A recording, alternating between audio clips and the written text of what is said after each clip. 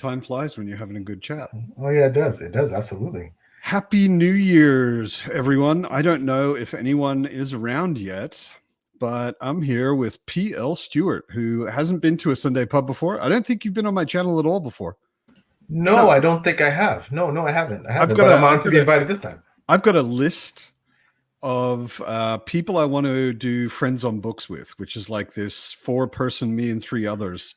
I must be way down the list then. You're definitely on the list. It's more that I just took a break for a long time and I was not doing much and I haven't gotten back to the regular Friends on Books thing. Welcome to the last Sunday pub of 2023. Hello, Maggie in the chat. If you're in the chat, let us know. Maggie. Let us know awesome. If you're around. Yeah, Maggie's awesome. Pretty regular in the Sunday pubs. This is the thing I started this year on the channel that I think is the best. Basically, anyone can join. Doesn't have to be a booktuber or an author. I've had Jeroen, who just commented, has also joined on screen. He's a viewer. He's a blogger. He's a Hugo nominee blogger, even. Wow, congratulations. Yeah, I'm actually just giving him a hard time. I think he's embarrassed by the Hugo nomination. Not to be ashamed of, man. That's something to be proud of. So exactly. There's Colin. Hey, Colin, great guy. Yeah, anybody. The idea is that anybody who wants to join on screen can. I post the links to join on screen or to watch and comment in my channel on the Grimoire Discord every Friday or Saturday, and anybody who wants to join can. So Colin, Ben, if you guys want to join, go look up the link, or I can send it to you. But also fine if you're just in the chat. Maggie's playing Counter-Strike and listening to the pub. Why not?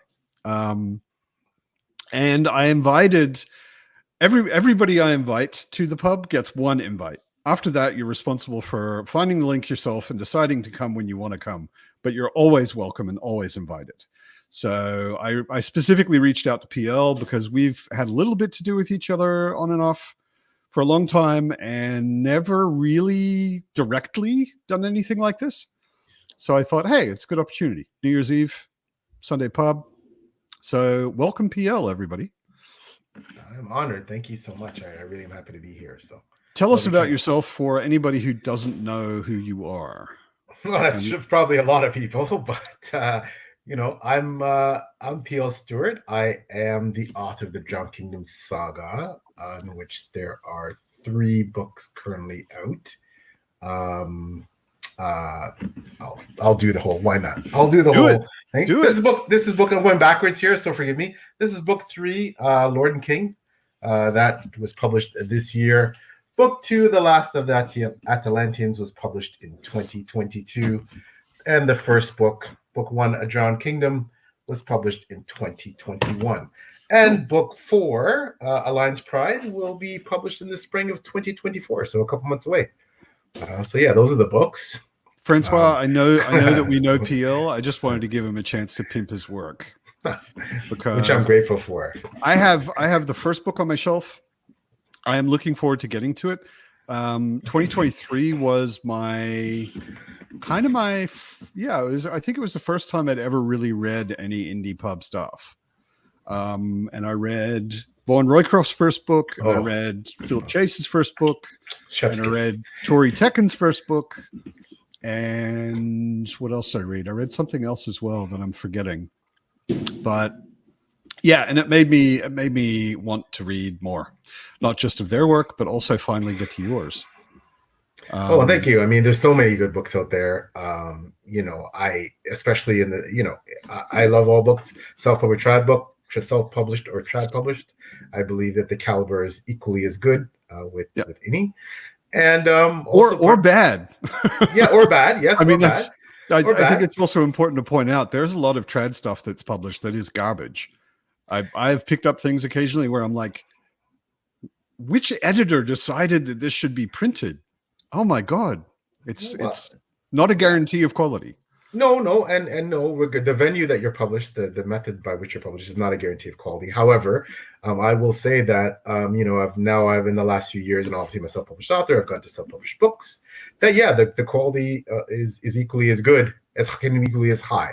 Yeah, right? So absolutely. I mean, I'm impressed. I'm super impressed by. I mean, I talked to Philip a lot about it. I'm super impressed by people that are self-pub, and they're putting a lot of time and money into their own books.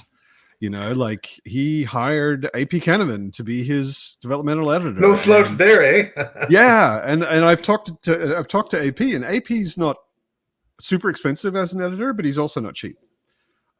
He may have done a friend's deal with Philip, but I think he just did it professionally, you know, and I think it was not a cheap or simple endeavor. Hello, Tori.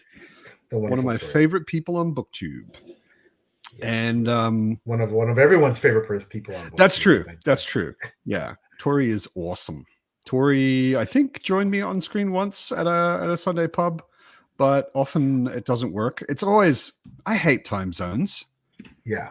Can we figure out physics, a physics change or something, and just make the whole world one time zone? It would be so much easier. It's annoying. I always have to do these kinds of things on a weekend evening for me. So it's majority of people on BookTube seem to be East Coast-ish America. And then, yeah, if I do it evening for you, then it's like 3 a.m. for me. Yeah, no, I hear you. I feel your pain. I do. Yeah. I'm the co-host of Page Chewing with the awesome Maybe Between the Pages. Shout out to my partner Taylor from Maybe Between the Pages. Go check out her channel as well. We do Page Chewing, creative feature, and we do interviews with creatives from all over the world. So I feel you mad on the time zone pay, and sometimes we're like Taylor's in Japan, right? Yeah. So basically, she's essentially half a day ahead of me, or behind me, whichever way you want to look at it. And then I'm on the East Coast in Canada, and then our guests can be wherever. So sometimes it gets really tricky, but we seem to make it work. Yeah. I mean, always figure out a way. I did this Sunday pub. The last one was on Christmas Eve, where I expected no one to join me, and I was really surprised. It was actually one of the liveliest Sunday pubs that we've had so far. And the next morning, because I have a cat, I was awake much earlier than I wanted to be. And I was looking around YouTube, and I was like, oh, Derry is doing a live stream on Christmas Day. Yeah. Derry's excellent. I love Derry to death. And I was like, I'm going to join her live stream. And it ended up being basically just a chat between the two of us almost, because time zones, you know, and nobody else, like in America, it was 11 in the evening or something. And here it was, 6 or 7 in the morning. And there weren't that many people around, but anyway. But sometimes those can be the best ones, right? Those can be it was a great chat. And actually, I was hoping, I wrote to her specifically, and I said, I hope you can stop by, because she recommended this to me. Sheepdog peanut butter liqueur with whiskey. And I was like, that sounds really strange. And she said, no, it's really good. That was good, wasn't it? It's funny. I'm a vapor, right? And I have been, since I started vaping 5.5 years ago, I've been on a quest to find a peanut butter flavored liquid that actually tastes like peanut butter. And I haven't found one yet. And I would not say that Sheepdog tastes like peanut butter. It's really sweet. And I was thinking it was more whiskey and less liqueur, but it's much more liqueur and less whiskey. Yeah. So I will drink it very slowly. Yes. Today I'm drinking a nice cognac instead. Oh, there you go. Yeah, cognac, good stuff. Which is also good. Brastad. I have a sweet tooth. I love the liquor. I love whiskey too, but I'd be drinking right now too. Except we're going out this evening just to go to an escape room. Actually, first time I've never been to an escape room before. Cool. Yeah, it's my Deb and I have 7 kids between us, and the second youngest is brought her boyfriend, and we're going out to an escape 7 room. Kids. Between the two of us, yeah. Deb has 3 and I have 4. So, but they're all grown. The youngest is 19. I'm an old guy. So gray hair, man. Yeah. No, I hear you. So, yeah. Oh, okay. Wow. Dan of Black and Blue Color Reader was forwarding everyone's top 10 lists, including Colin and Ben. Yeah. I love this time of year. Because everybody's lists come out and my TBR just sort of instantly increases by 10%. Heidi is asking me to not bash Wheel of Time. I wasn't even thinking about Wheel of Time, Heidi, but now that you mention it, I can leave Wheel of Time alone. I'm sure it's good. It's just not good for me. I think what's happened is, and I can say for myself, Matt, as I'm putting my blogger hat on now too. It's funny how my reading tastes evolve, how I evolved. You think when you get to a certain age, you're not going to evolve to the degree that you did when you're younger, but sort of my reading taste, especially from blogging, to me, Lord of the Rings, was you go back 30 years in my history. It was the gold standard for fantasy, right? And now, there's so many series that I would put in front of it, and that's just an evolution, right? Doesn't mean that Lord of the Rings isn't still iconic, or that's no. Hey, you saw it here first. A white man is a minority. Wow, Bill, you cut your beard.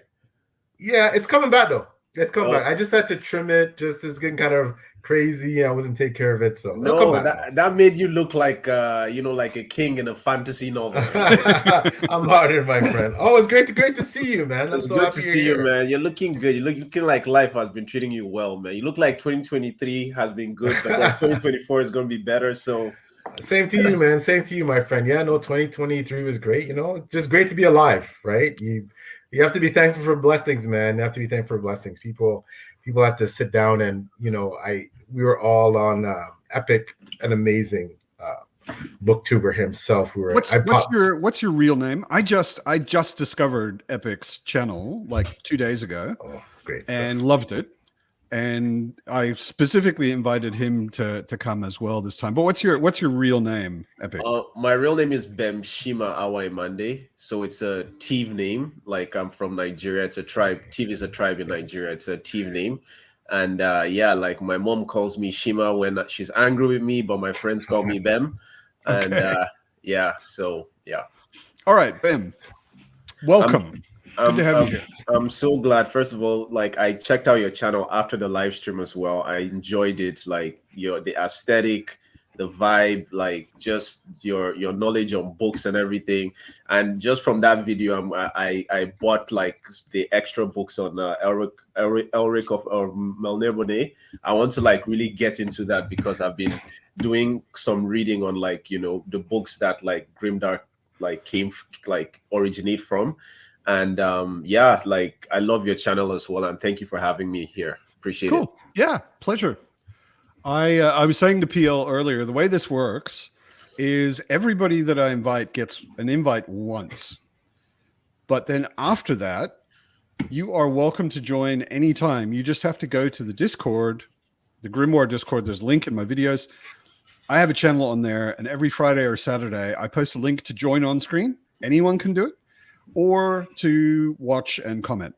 Okay. So you're welcome anytime. Consider yourself invited forever from now on.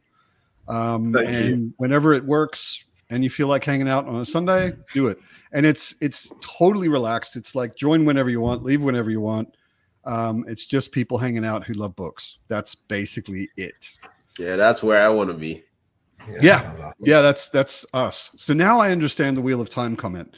I went back in the comments, and Keo said he was wondering whether I'd ever read the Wheel of Time, which outs him as someone who wasn't in the last Sunday pub. I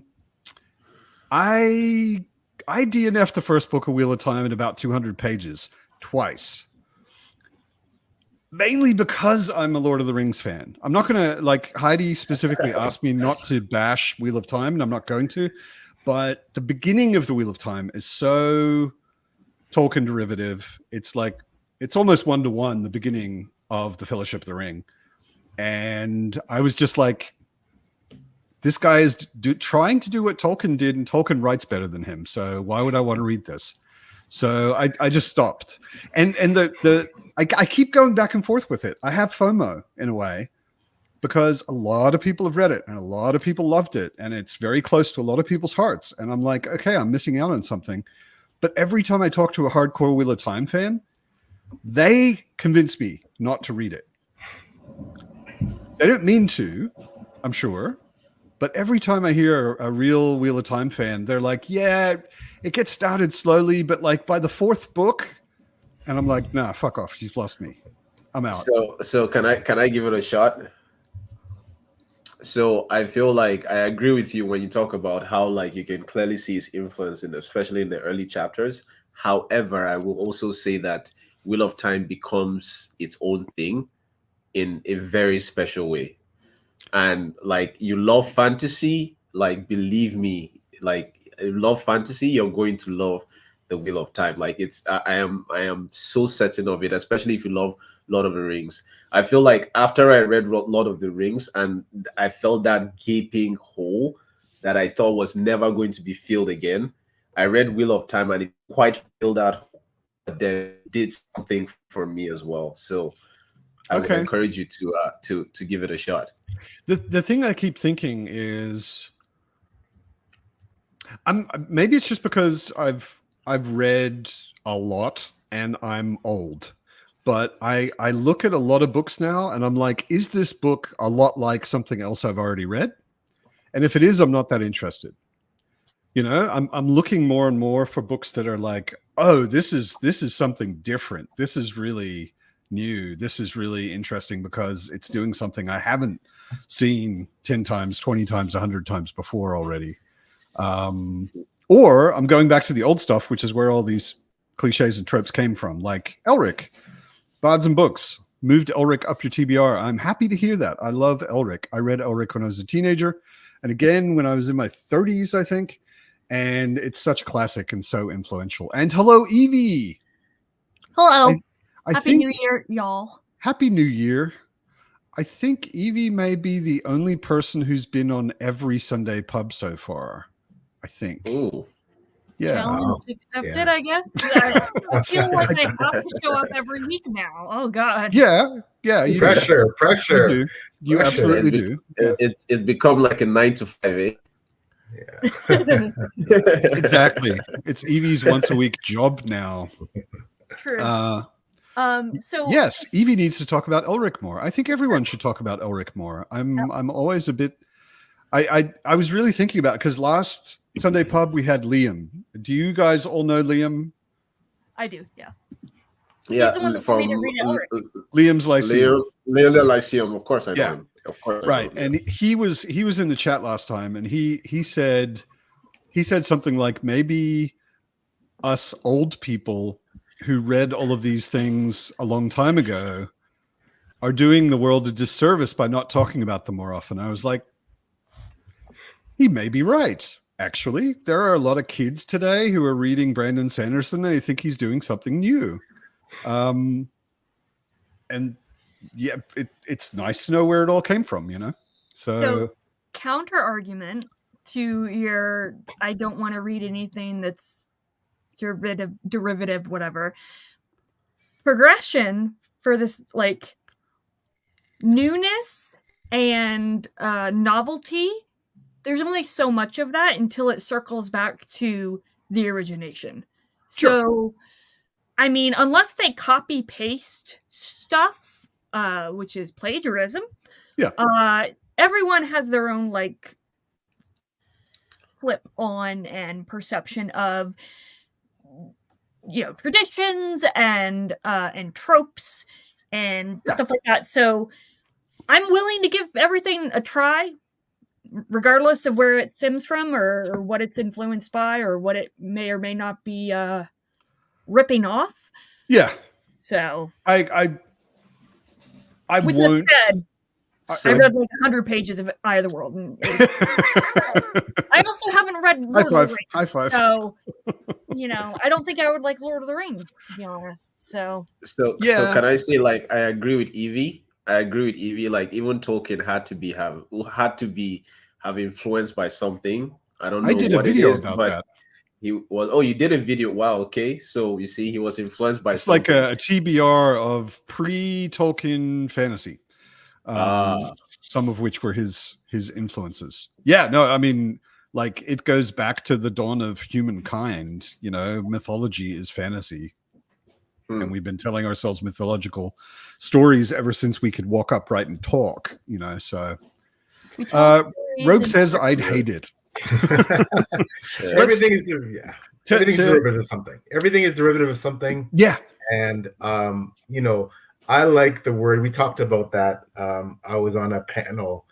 Catherine D. Graham was a mythological inspired panel, and yeah, we're all, you know, in some way ripping off something or motivated by something we've read, and you know, hey, my books. I mean, Atlantis, right? I mean that's, you know, an ancient tale by an ancient long dead philosopher that you know. So hey, Joanna, you have on the hoodie that I own. Oh, do you own the same one? It's the White Tree of Gondor. Yeah. I mentioned it in my Lord of the Rings vlogs. I was traveling in Australia and I went to visit a friend, and he opened the door and he had that on, and I went, "Why do you have the White Tree of Gondor?" And he went, "Because I'm a Lord of the Rings fan." I was like, how have I known you for 15 years and I didn't know you're a Lord of the Rings fan? And the next morning when I woke up at his house, he came in with it folded up and he said, "It's yours." The same shirt he was wearing? Yeah. Aww. I hope he washed it first. I don't know if he washed it. I think I washed it before I put it on, but I'm sure there was nothing infectious in it. It might have smelled a little bit of armpit. Who knows? But yeah, it's one of my treasured clothing possessions.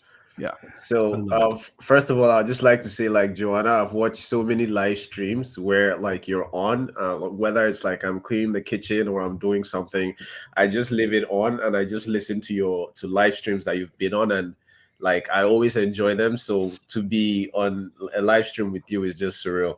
Oh, thank you so much. Well, I was excited to see you on here, UMPL and Evie. So I wanted to join just for a little while. And of course, to support Matt. And I also overheard you guys talking about Elric and Lord of the Rings. So you quickly put on your White Tree of Gondor hoodie and jumped in. I was actually just wearing this around the house, but it worked out. Perfect. I just want to acknowledge Rogue. I love seeing someone fall in love with Robin Hobb. And I know Evie does too, for sure. Yeah. The Live Ship trilogy is so good. So good. I'm right now in the next trilogy, finishing up Tawny Man. Although I mean I still have, I don't know, 400 pages to go, so I don't know if you can call it finishing up yet. But yeah. Live Ship is so good. So good. And I'm an eloquent book reviewer. It's so good. I still have to get into Hobb. I still have to. Oh man! On my list, of course, of iconic writers, but I still have to. I haven't really delved into her work yet, but I mean, it will happen. It's just a matter of time, right? There's just so many, as you know, I'll know. There's so many things. That's the only fault that you have, PL, is you haven't read Hobb yet. The only thing wrong with I have plenty of faults. Trust me, I have plenty of faults. I understand. I feel the same way because I still need to read Live Ship Traders, but the reason I keep putting it off is because I'm reading Words of Light and Shadow. So it's kind of hard to balance this huge 11-book epic fantasy series, and then Robin Hobb's books are not short. So to balance all of these different epic fantasy series, they're at least, I mean, Hobb's books are at least clearly split up into smaller series. You know, like you don't have to in any way go from Assassin's Quest to the beginning of Live Ship immediately. You know, because they're almost unrelated. You know, they're very light connections, but they're basically two different trilogies that take place in the same world. You know, well, it sounds phenomenal. I definitely will be getting into it at some point. You know, speaking of Jenny Wirtz, I mean, she's my favorite author, so I still have a lot of her backlist to read after I've read Wars of Light and Shadow up until the last published book, and then Looking forward to Songs of the Mysteries coming out in a few months. I cannot wait. That is by far my most anticipated read for 2020. That's the last book of Wars of Light and Shadow, or the last book of Wars of Light and Shadow, Songs of the Mysteries, will be published in May of 2024. So okay. I probably won't get to it till like May of 2025, but I'm looking forward to it too. I haven't started. I mean, everybody I love and respect on BookTube, like Joanna and Philip and so many people and AP, all of them are like, read Jenny Wirtz. I read to Ride Hell's Chasm because I wanted to try some Jenny Wirtz, and I was honestly a little mixed on it. The first half I thought was awesome. The second half I thought was kind of repetitive. I don't know. Yeah, well, it's just there's a bunch of stuff developing at the beginning, and then there's a half book chase scene, basically. It does change the focus in the second. Yeah, and but the chase scene is basically they run, something catches up with them, they fight a bit. They run, something catches up with them, they fight a bit. Guess what happens next? They run, something catches up with them, they fight a bit. And it just, I was like, okay, I get it. They're running. I get it. They're being chased. Sometimes it catches up. I was just, I don't know. It didn't put me off her as a writer or anything like that. It was still, the characters were quite amazing. The prose was. I've seen stuff like that happen before, but then the thing is that say it's I feel like, so first of all, let me preface this. I haven't read Robin Hood, and I know I should. And while PL was getting shit for it, I didn't want to talk because I was like, I think he can handle this by himself. And now that it's calmed down, I'm gonna call myself out there. But then I've seen writers pull off that dynamic where it's kind of repetitive, but the stakes keep increasing. So it's let's say for instance, each time, because I don't know what you guys are talking about, so I might be talking out of my ass here, but each time, say something catches up with them, each time they almost lose their life. So they stakes is damn, I hope this doesn't catch up with them again. But each time, and then maybe say another time someone dies.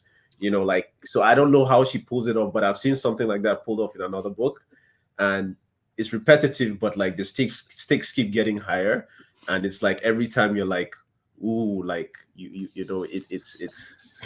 So I think this was doing that. There was.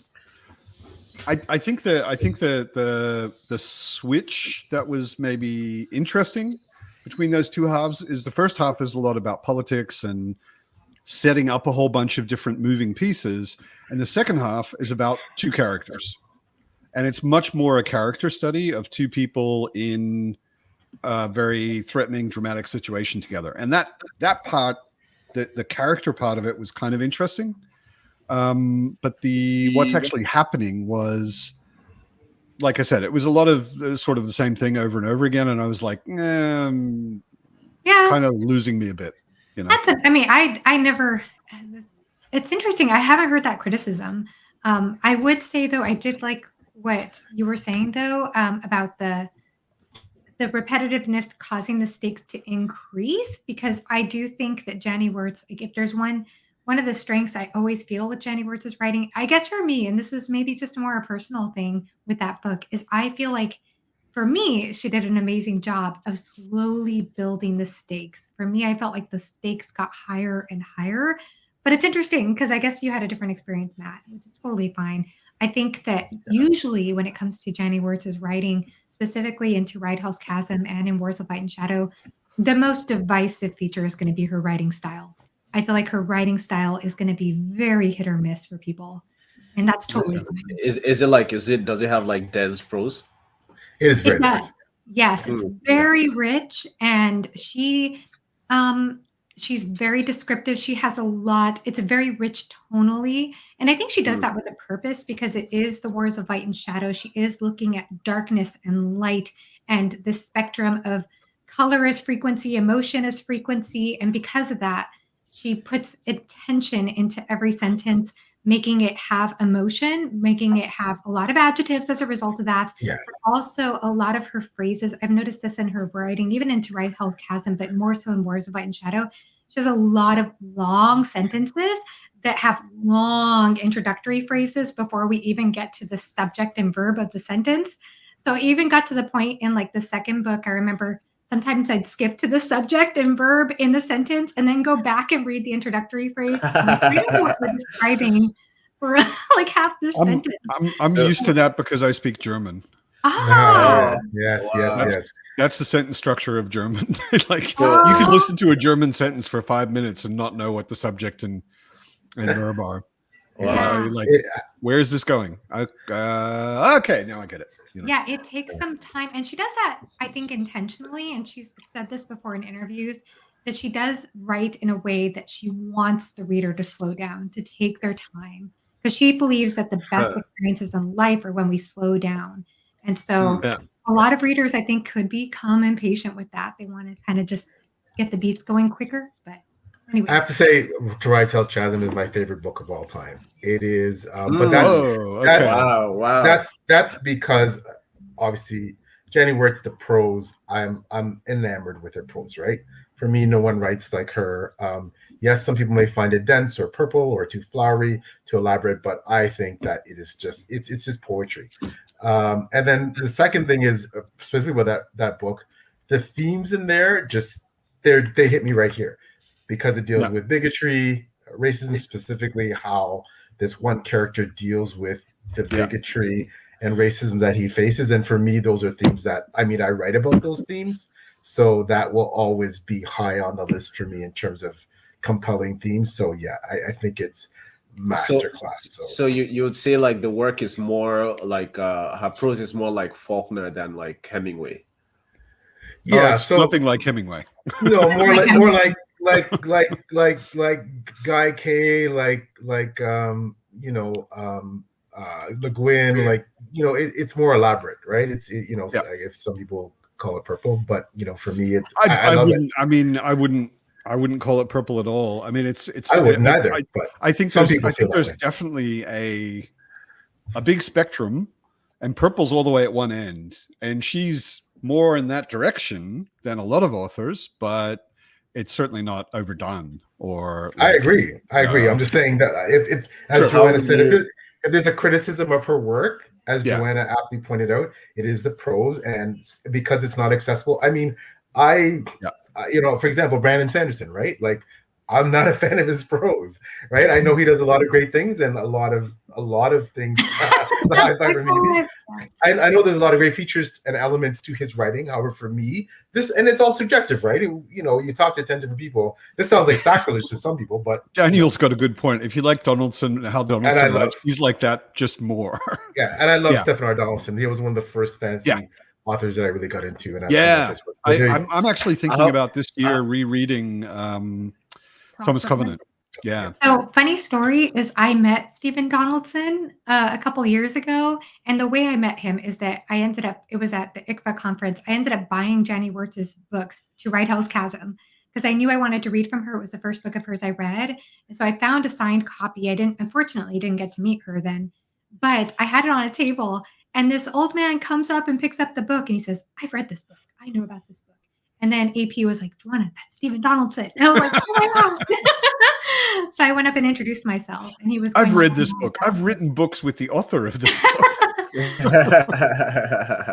Yeah, he's a fan. Wow. So, Aaron, you're looking at a chat with Jimenez's biggest fan in it. I was gonna say, I feel like I need to address this. I think we need to give Evie the floor. Well, also Joanna has read it, and I've read The Vanished Birds. Mm-hmm. Yes, so I definitely think it's worth it. I would recommend that you start with The Vanished Birds and then go to Spirit Cuts Through Water, because not only is Spirit Cuts Through Water, The Vanished Birds is more traditionally it's more traditional in its narrative structure. It's still very unique. It's absolutely incredible. But The Spirit Cuts Through Water really just takes everything up to the nth degree. And also he kind of sets you up with the dedication of like, this one's for me. So he is not writing, it's a very personal story for him. The Spear Cuts Through Water, whereas The Vanished Birds I feel like has more universal appeal. Not just from the story itself, but from the writing style. Yes, Dan. Yeah, Dan's maybe like the second biggest Jimenez fan in the world. Him and me are probably tied. Although I haven't read Vanished Birds yet, so I probably can't call myself a Jimenez fan at all. I don't qualify. Yeah, Joanna, what are your thoughts on it? Because I know that I was still reading The Vanished Birds when I was like, Joanna would love this book, and I immediately ordered it for her because I'm like, Joanna, you will love this book. Yeah, no, I loved it. I thought it was really a beautiful story. Everything I hear about The Spear That Cuts Through Water doesn't surprise me about the unusual structure, because I felt that even with The Vanished Birds, it seems like on a maybe smaller scale than The Spear That Cuts Through Water, but it is kind of this story where you start it and you think it's about one thing, and then it kind of unfolds into something different or a different focus. And I thought that the character work was very good. I thought his prose was lovely. I thought that I really enjoyed it. And I love the music that's involved in the story too. There were some scenes in that story that I felt I could even see on screen. They were very visually immersive. So yeah, I'm looking forward to The Spear That Cuts Through Water. I have to say this, and this is more giving Dan a hard time than you. There's no that in the title. Oh shoot! Really? Yeah, it's The Spear Cuts Through Water. Just The Spear Cuts Through Water. Yes, it does. It cuts I've been saying that wrong. I have been saying that wrong. Dan's been saying it wrong the entire time. Dan puts that in there all the time, and every time he does, I correct him just to give him shit. Oh, that's so funny. Yeah. I mean, Liam read Spear. Now that is an interesting. Wait, you read Spear Cuts Through Water, or you read Spear by Nicola? No, he read Spear Cuts Through Water. I think he's talking about The Spear Cuts. So why Liam, did I not know about this, Liam? Why didn't you personally message me? Exactly. If anyone on BookTube reads The Spear, they have to tell Evie. Like personally. Yeah, not Griffith. So Jimenez, The Spear. I'm really interested. Liam, actually, there was a comment earlier from Liam I just wanted to put up quickly because we were talking about it. And Epic, you were interested. If you want to watch a video about things that influence Tolkien, you should watch Liam's video, not mine. No. I'm a fan of Liam. I've been watching him for a long time. Yeah. Liam knows much more what he's talking about with these sorts of things than I do, which is really weird because he's a kid. But he's brilliant. But he's brilliant, and he's read a hell of a lot of old stuff that even old people like me have not. So, yeah. To go back to Simon Jimenez, because I will do that. If anything, that not only proves that I am the #1 Simon Jimenez stan, but also if it's any, argument to read his books. I literally have tattoos on my body devoted to both of his books. So, wow. This is why I certainly call you the #1 Jimenez fan. Certainly the #1 Jimenez fan I've ever heard of personally myself. Simon Jimenez. That's impressive. Right across my forehead. Next one. That's the next one. Okay, I am definitely going to. Simon and Jimenez on each of your breasts. Have you tried to reach out to him, Evie? Like, try to establish an so I have emailed his publicist multiple times, as has Dan, as has Matt. He is not on the internet at all. So you have to reach out to his publicist, and his publicist is incommunicado. Does not know. Yeah, Dan is organizing a read or reread of The Spear in January. I'm joining that for sure. Well, is that he was telling me he was doing a read along in January? Is okay? Well, like I might as well just hop on that then. And because of that, I was like, I'm going to surprise him and Evie and organize an interview for the three of us with Jimenez. And no, but I also just wrote to his publicist because he's not online and there's no other way to reach him, and I got no reply. So that's not happening. Or, I mean, it could still surprise us, but I don't think so. Evie's already been trying longer than I have and more times than I have. For the past year. Yeah. So, I can't That wait. is one I can't advantage. wait. It'll be a priority read for me, and I hope to join that read along. I don't know. My January plans are getting kind of stuffy, but That is one advantage, I think. And again, books are books, and we're all one big happy family, all authors. But that's one thing I think maybe an advantage to dealing with self-published authors for the most part. Pretty accessible, right? You email us, you send us a DM. Hey, how's it going? I know two trad pub authors, and basically only two. I mean, I'm sure there are more, but I only know two who are as accessible as self-pub authors, and that's Erickson and Rockio. Like, Rockio is on an interview on every second BookTube channel I've ever seen, which is awesome because I love listening to him talk. And Erickson also doesn't seem to say no ever. If I had the balls and I wasn't such a nervous fanboy, I would have interviewed Erickson at least once already. Yeah, he's there are a lot of traditionally published authors that are accessible. So I don't want to say that. I'm just saying that most indie authors, you can pretty well count that if you invite them on, there's no publicist. You just email them or DM them. They'll come on. Traditionally published authors, you may have to go through someone who's gatekeeping the way to speaking to them. Tim Liu is also very responsive. Yes. Basically, it's his wife, so he's awesome. managing the social media. So Tad Williams is awesome. Tad Williams, just email him, go through his wife. Ken Louis, Fonda Lee is really accessible. She's great. Evan Winter was fantastic. He was another. DJ Butler is apparently easy to get hold of. I only heard about him. Was it this morning or yesterday? There was an interview with Rockio on Matt, the Beard of Darkness, did an interview with him. And Rockio said that DJ Butler is one of his very, very close friends. And he raved about his books and was it sounded like very frustrated that he is not more well-known and popular. DJ Butler, that is. And I ordered one of his books. Fantastic. That's good to hear. Yeah, no, I can tell you though, Mr. Rockio, why your friend DJ Butler is not very popular, because the titles of his books suck and the covers of his books suck. Nobody is going to look at a book called Witchy Eye and think, oh, that's probably awesome. Oh gosh. I mean, maybe it's just me. Does that sound totally crazy? Like Witchy Eye, I looked at it, I was like, and the cover looks like a manga ad or something, and it has nothing to do with like the feeling and style of the cover. Apparently has nothing to do with the contents, really. It looks kind of manga-ish, and it's actually set in America, mostly with Native American main characters, and it sounded really, really interesting. But it didn't sound at all like the cover. Is he on Twitter? I don't know. I mean, I'm not going to say to him directly, your title and your cover suck, but I hope your book is good. And unless he hears it. I'll say it in Sunday Pub, and I mean, if he happens to actually find the Sunday Pub, then, I'm sorry, DJ. I want to read your book anyway, because your good friend Rockio, he totally pumped it up.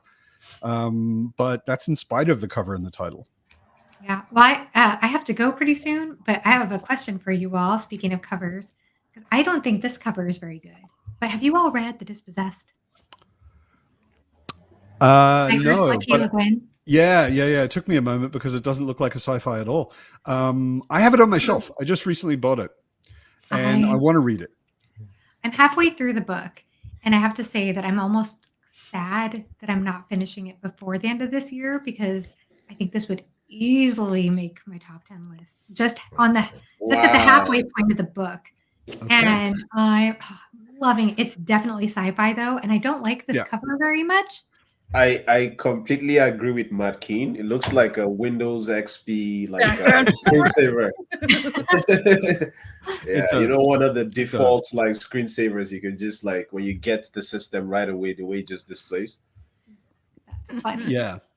And Witchy Eye sounds like a 70s B-side. Exactly. I mean, it's just, I don't know. Joanna, did you mind me asking, is that traditionally published or self-published? Ursula K. Le Guin? It's definitely traditionally published. Yeah. This won the National Book Award.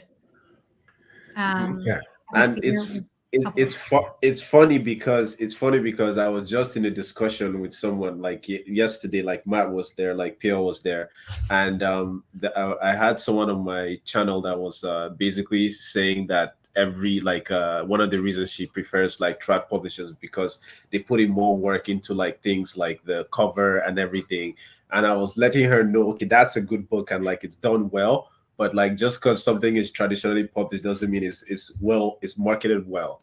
You know what I mean? Like, yeah. The bigger point was just like in the indie authors, like if you look at like Zami Akhtar, you look at Michael Fletcher, you look at Will White, like those are people in the indie space that are killing it like on every level when it comes to marketing, when it comes to like writing, when it comes to like, and it's just funny that it comes up again in this like chat, but in opposition to what she was implying. Although I think in the case of Le Guin, it's a specific case because that book is probably currently in print with 8 different covers because she wrote it in the 60s or 70s. Yeah, it's quite old. old. It's quite a bit old. Yeah. And it's been reprinted a million times. I have it on my shelf and I have a completely different cover. Okay. It's in the Sci-Fi Masterworks series as well, and they have legendarily horrible covers. This is one of my things. Like if you hang around my channel long enough, Colin, thanks for joining us. Hey. I thought you said you didn't have time. I figured out Canva making a thumbnail quicker than I thought. Excellent. Awesome. That means it's good software. Well, since Colin is here, I actually have to drop. I do too. I'm sorry, I'm just Colin. kidding. No, it's okay. Not because You're you're here. scaring all the ladies Not off, because Colin. you're here. Yeah. I have to eat Colin dinner. turns and I up, like all the food, ladies just okay? turn So- tail and run. I need food. That's fine. We don't want to keep you from eating.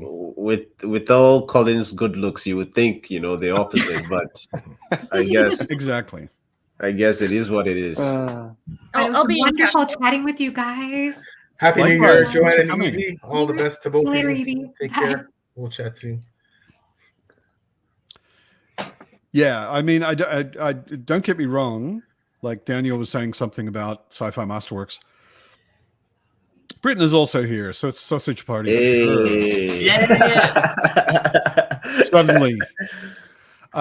Yeah, no, don't get me wrong, Daniel. I am totally in love with Sci-Fi Masterworks and Fantasy Masterworks. I am so thankful that they go through all of these old books and they make sure that they stay in print. But I'm sure they're operating on an extremely limited budget. So they have some of the worst covers that are on my shelves are Sci-Fi Masterworks. They're garbage.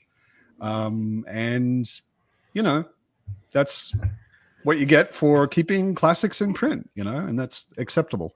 Some of the best covers you're ever going to see are from these days are from indie authors. That's just my opinion. Indie Absolutely. authors have some of the most incredible, miraculous covers. Absolutely. Out there, so. Absolutely. And I mean, some of the most horrible train wrecks of like, I did a thing on Twitter recently. I'm a designer. I've been a designer for 25 years. If I can talk authoritatively about anything, it's about how typography and color and form and composition work. And I did a thing on Twitter where I was like, hey, I've been thinking about self-pub covers. And I actually offered a lot of anybody who wanted to. I said, if you've got a cover and you want a brutally honest critique from someone who has experience in design, post your cover and I'll write you, 10, 20 lines, what works, what doesn't. And a lot of people did, which was cool. But a lot of them were really bad. Like, not just I didn't like them. And I did another thread on subjective versus objective analysis of things. Didn't have anything to do with whether I liked them or not. There were some really good covers I didn't like. And there were some really average covers that I did like. But, taste and design critique are different things. But overall, I would say that trad pub covers go for safe and therefore are not generally very creative, but they're competent. What is the best cover you've seen in a long time? I think that my Spear best Cuts Through Water. Spear Cut Water. Spear Cuts Through Water is an amazing cover. It's gorgeous. Can we see what that looks like? Do you have? I can pull it up. Yeah, wait just a sec. Yeah, I think my favorite has been Shadow of the Gods. I haven't read the book yet, but that cover, the book is amazing. That cover that is a very, very cool cover. No question. I do love the cover, but I think my favorite is probably The Skin by J.E. Hannaford. That cover is just, it's gobsmacking. Actually, let me see. Judas Blossom is a really cool cover. I saw Heidi comment that. Yeah, that's a great cover. Hold on a second. I'm gonna. That's the Spear Cuts Through Water. Oh, that's nice. I love the green. Gorgeous colors. It's not just a big portrait of the characters, although the two main characters are on it, but they're small and they're silhouettes. And it brings together illustrative, which is like the characters are very clearly people, but it's also very symbolic and suggestive with a lot of the shapes and the stuff going on. And something I wish a lot more covers would do is integrating the image and the typography. You see how there's these little vines and they weave in and out of the letters and stuff. It's really easy to do. It takes like 5 minutes to put something like that together, but it gives the feeling of it gives the image depth, and it keeps it from looking like a flat background that has flat typography slapped on top of it, which is most books. So it's, that is the best I've seen in a while, I would say. Yeah, I have to hold up the Skin. This is probably one of my favorite. This is probably one of my favorite covers. It is. Yeah, that's pretty hot. That's stunning. And the sequel, which I haven't read, I've read this. This was in my top 10 indie books in this year, and the sequel is beautiful as well. It's gorgeous. So. Oh yeah. Those are great covers. This is the problem with having a discussion with people that read more than you, because they're always giving you suggestions. Like my TBR already like depresses me when I look at it. I'm like, my TBR as it is, like I stress out because I probably will not finish reading all the books before I die. And then, well, thank you for showing me more books that I have to read. That's all good. That's all good. That's what TBR is. What I needed. Yeah, that's just what I needed. They're aspirational, man. They're aspirational, right? If you don't get to it, but you have to put them on there, because if you don't, you'll have FOMO, right? So, Severing Sun and Bold Ascension. I think these are Von Roycroft's books. I've read Severing Sun. I've got Bold Ascension on my shelf. I've said it before. I mean, I did a review of Severing Sun, and I always, when I do a review, I do the cover at the end. I love the artwork because it's illustrative, but it's also suggestive. The painting style is a bit vague in a way, so it doesn't give away every sharp, perfectly defined detail. So I can take my picture in my head and wrap it around that picture on the cover, and they fit, you know. Whereas I think the typography on his cover is like, it's okay. It's not horrible or anything, but it could have been a lot more interesting.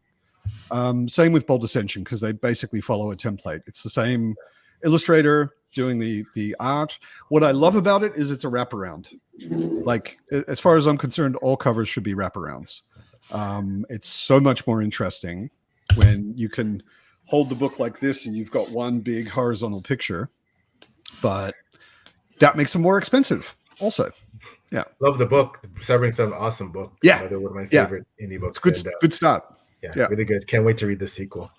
And it's funny, I have a hard time separating Vaughn's work from Philip's work, kind of.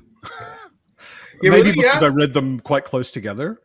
Okay. But because they're like two of the nicest guys on the internet, and they're old school Lord of the Rings fans, and you know, I don't know. I just grouped them together somehow.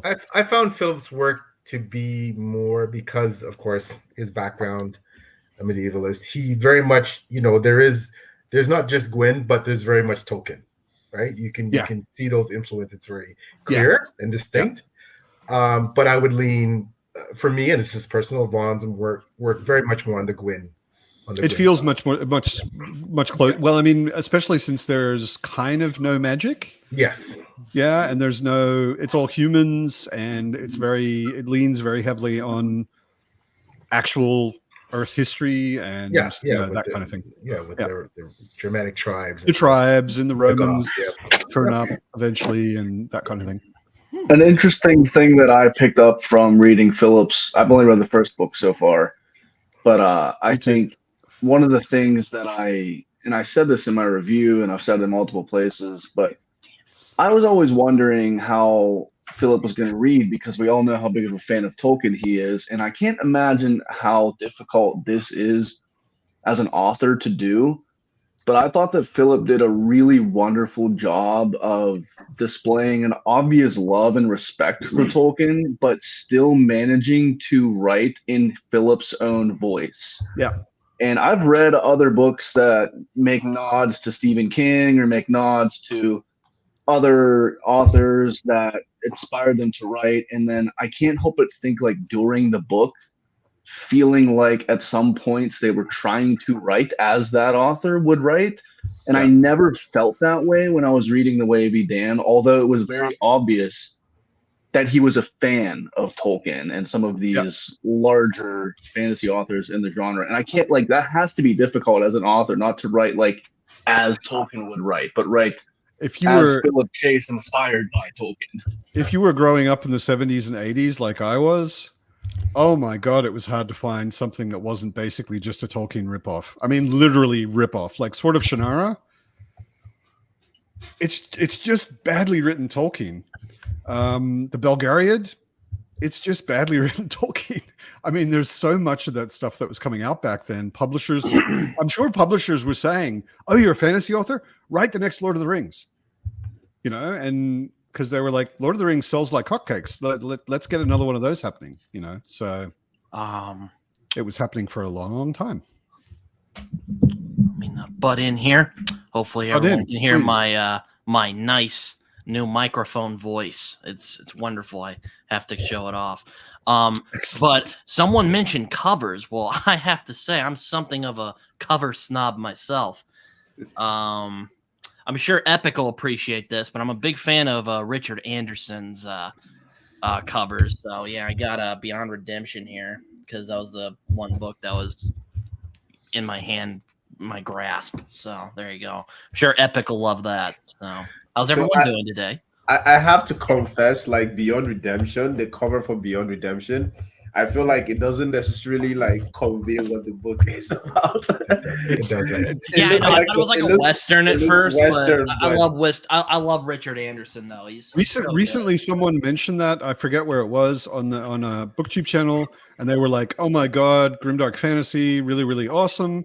And I was like, "That's a fantasy? I've seen that so many times, and I never would have guessed it was a fantasy. It looks like it belongs next to Lonesome Dove." It does. Huh. Yeah, but it is fantastic. It is fantastic. I mean, I've only read the first book in the series, but wow, like it is just grimdark as you can get, which I think was the fact that that's his first book is just blows my mind. Yeah, it blows my mind because it's basically like Moorcock on 11. If I could compare it to anybody, like. It's so I mean, dark. I did my Moorcock Grimdark video recently, and I was partially joking because like you can see that anybody who's writing Grimdark today, not anybody who's writing Grimdark with a high level of magic in it, they have to have read Moorcock. I certainly hope they've read Moorcock, or at least know who he is, or Robert E. Howard. But if you want to go, but Robert E. Howard and Moorcock are like so dissimilar. But like Moorcock, I wouldn't really describe as grimdark, but all of the things that people talk about when they talk about grimdark, Elric's got them. Not his other books so much, but Elric has got them. I've got a friend.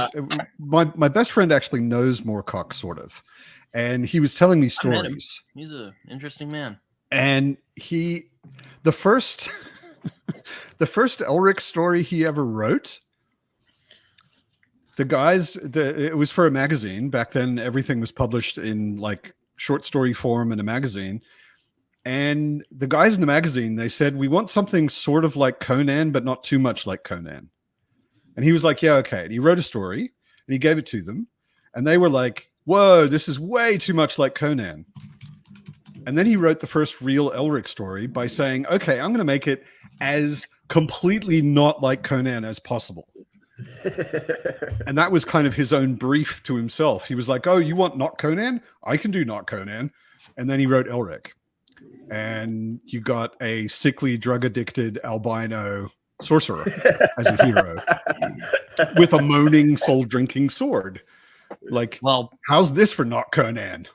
well, I should say I met him on Facebook under an assumed name. So Everybody's met him on Facebook. He is super vocal on Facebook. He's a and crazy you old wouldn't man. suspect him as the guy who wrote Epic Pooh. Like he is such a sweet, like old English gentleman, you know. It's just this Yeah. unassuming, you And he's know. not ranting. Wouldn't The say- Sun Eater covers. This is actually one of the. I plan to start Sun Eater as soon as possible next year. Everybody I know is telling me that they're awesome. I've listened to hours of Christopher Rocchio speak, and I desperately want to read them. And the UK covers are so boring. Oh my god, they all look the same.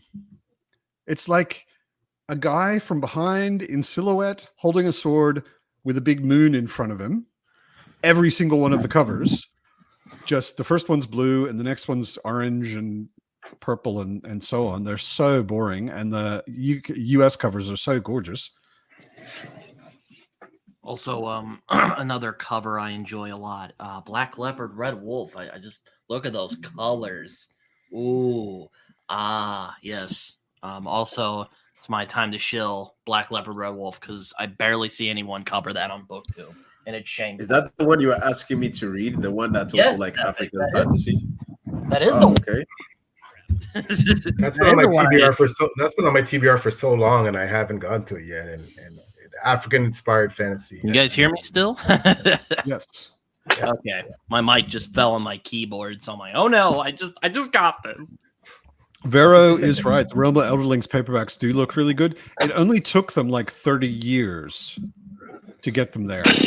The Realm of the Elderlings have had so many different covers, and I think it reached a certain level of critical mass where like people are just sort of consistently buying it over a decade that they were like, okay, let's re-release them so they all go together. They're all the same format. They have a design that is kind of template like. They do look really good. They don't say much, like they don't communicate much, but yeah. Gene Wolfe would say that those badly written Tolkien-esque epic fantasies are fine because what they imitate is so wonderful, even if they fail. Gene Wolfe is a very forgiving man. It seems he I mean, he did create the Pringles, so I can't really complain about that. No, I didn't like The Land Across. I don't know if anyone here has read that, but I didn't care for that book. I've read a number of his books, and he didn't create the Pringle. He worked on the machine that produced Pringles. He But also provided the listen. mustache. I just think that's hilarious. Theoretically, hilarious, man. Theoretically, he did. I'm sorry. That's just funny. That's funny. It Like, it come is on. funny. I'm not absolutely convinced it's true, but it is funny. Let me just go through. Also, another great cover. I love this one. Almost finished the Belgariad The Wizard Knight from Gene Wolfe. Speaking of that, and read Prydain, and they are worth reading. Great enjoyment. Yeah, I don't know. I can't imagine. I haven't tried rereading the Belgariad since I was a teenager. I have a hard time imagining that I would still be particularly into it. But yeah, I was talking about it earlier. I value.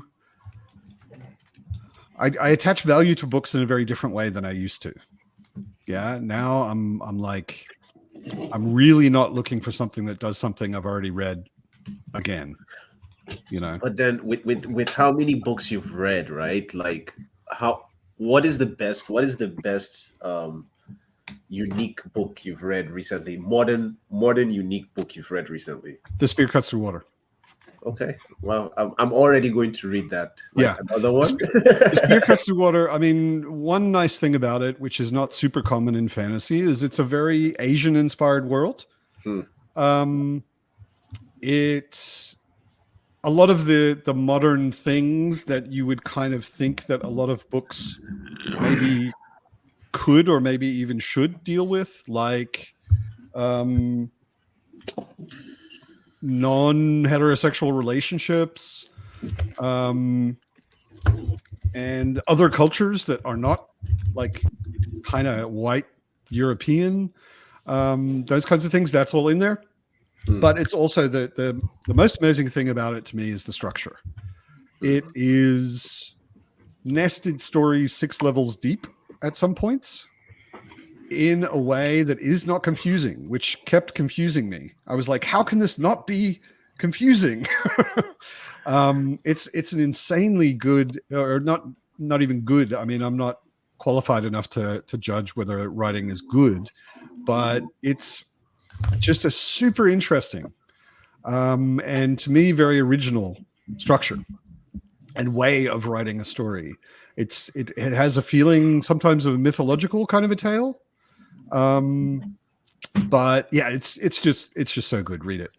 Yeah, I just bought it right now as you were talking. So that was why I was on my phone. Yeah, I got it. I'm going to read it. Have you done a book review for it yet? I have. Okay, I would check it That out. might be one I might sit out. A little bit more hyped up to read it, and then I would read it. Sorry, you were saying?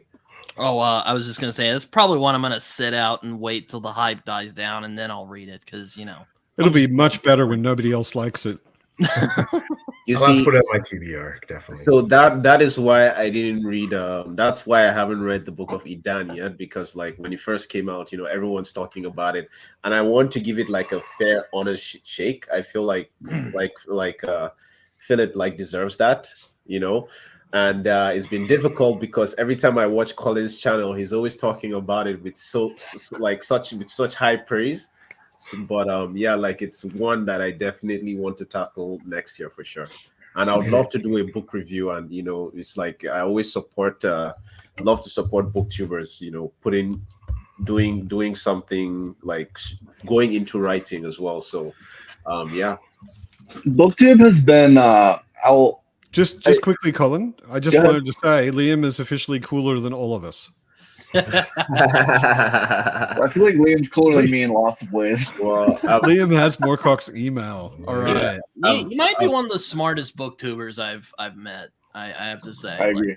Yeah, I've always known he was cooler than me, but yeah, like now it's it feels good to have it confirmed. Yeah, Liam is quite smart, and you got to think about we watch people like Philip Chase and AP Canavan, and Liam is an intelligent guy, and especially for so every time I watch Liam, I'm like, how can you look like you're 17 and you're keeping up with AP and Philip?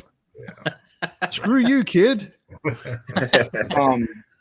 This was the biggest example of this was Philip for me personally, but it's becoming more and more of a thing with BookTube and specifically with indie published authors. But it was an interesting experience because normally how it works for me is I will find an author that I absolutely love, and I will dig through the internet and articles and look up interviews and hear them just talk as a person and not as a writer. And one of the things that I think surprised me the most about The Way of Idan was I had felt like I had gotten to know Philip long before I had ever read his writing. And so I had no real idea how his writing was going to feel. Like I didn't know how Philip would write, and the ways that he went and some of the ways that his characters said things and some things that happened really surprised me. Like I wouldn't have pictured Philip writing that. In the first few pages, I texted him and I was like, you have been lying to me all this time. You are a bloodthirsty bastard. Yeah, I didn't know you had that in you. He just plays the calmest, nicest person on BookTube. But the beginning of that book, I was just like, it's utterly savage, right? Yeah. Dude.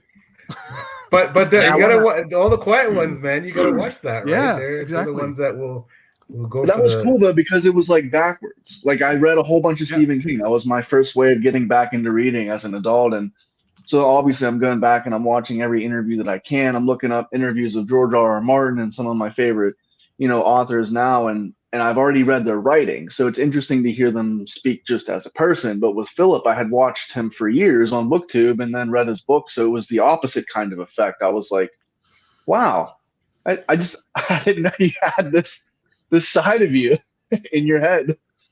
I was almost like, dude, like you're really nice on BookTube, but I'm a little afraid of you now.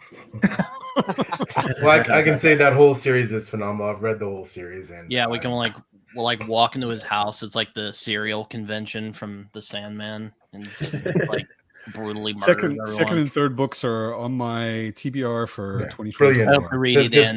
The third one was Tori, you phenomenal. just keep your mouth shut about Jing Wolf. I do hope to read it, Dan, next year. So I'm looking forward to that. Yeah, the next year is gonna be a year where I've decided that I am kind of on a self-imposed semi-book buying ban. I have about 60 or 70 books on my shelves that I have not read, and I feel that sense of maybe it's a bucket list thing, or time is encroaching, or you're getting older. You're in your 50s now. I plan to finish, especially the series, like the outstanding books in series I haven't read. I started it near the end of this year. I started knocking off series. So like I have to finish Malazan, right? Like Yes, you I do. have to finish Malazan. Like I'm in that first third, and I am now, once I finish this book, I'll be halfway through Dandelion Dynasty. I have to finish that. Where are you with Malazan? Maybe I'll join you. Like I've only read the first I am at House of Change. That's book. That's the next book I have to read. I'm right in the middle of Memories of Ice right now. Huh. Oh, yeah, awesome.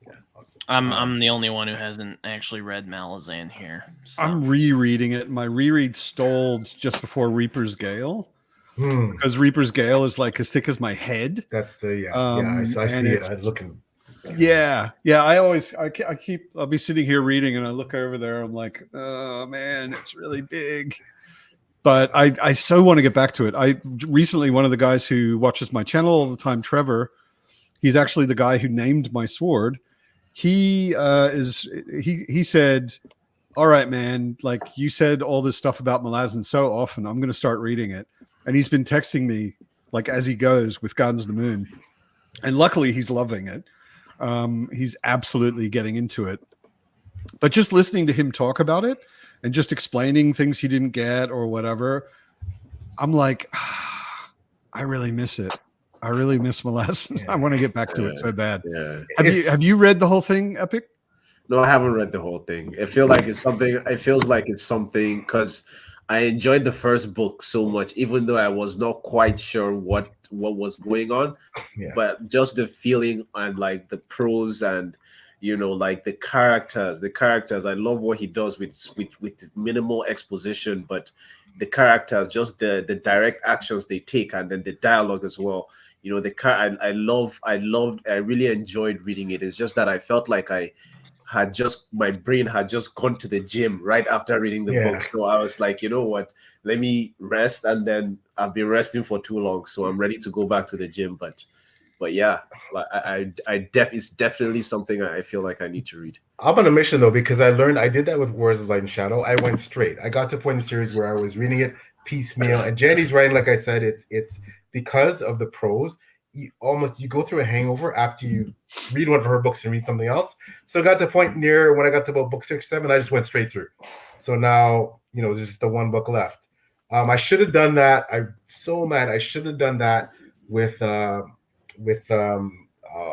Scott Bakker, because I started book 1. I was so in love. I was like, I'm in love, and I haven't gone back to it. So this year I'm gonna buy the rest, and at some point I'll go straight through. Right? Yeah. I'm gonna do the same thing with Malazan. I'm probably just gonna go and just go on a run and just try and knock it off. Matt, what do you think about the Prince of Nothing? So I've only read book 1, but I honestly, Matt. Sorry. I haven't actually read them. Yeah, I've got the first book on my shelf. I know, basically, because I've been planning on a Malazan reread, I was like, I know that if everybody says to me, if you love Erikson, you'll love Baker. So I'm like, yeah, okay, I'll read it. Like, I know lots of people whose opinions I trust love his books. And I got the first one just to remind myself. But I'm like, there's no way I'm starting something this hard, this traumatic, this dense, while I'm reading Malazan. Yeah, I'm gonna finish at least my reread of the 10 books before I touch Baker. Okay, So that sounds like a really good idea. But something I find remarkable about like the both of them as writers, I think they do something. They do two almost completely opposite things. Like Erickson is very sparse with his exposition. Baker loves his exposition, but then his prose, god damn it, man, is so good. Like it's so good. Like, and it's like what makes his exposition so well is how he's able to intertwine philosophies. And you would think this is his upping a philosophy in something, and then something happens or someone else says something that is smarter, but it's like a different philosophy. Like it feels like he read like 10 philosophy books and he just like cramped it up in one book. And the more books you read, like that gets more and more exposed. And how he does it in a realistic world where everything is meaningless, but yet they matter to the character so much.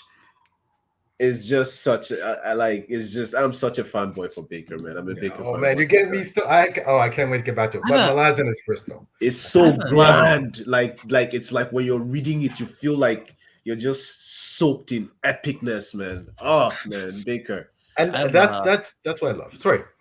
Oh, I have an interesting thing with Baker, because I have a friend who had a run-in with him one time.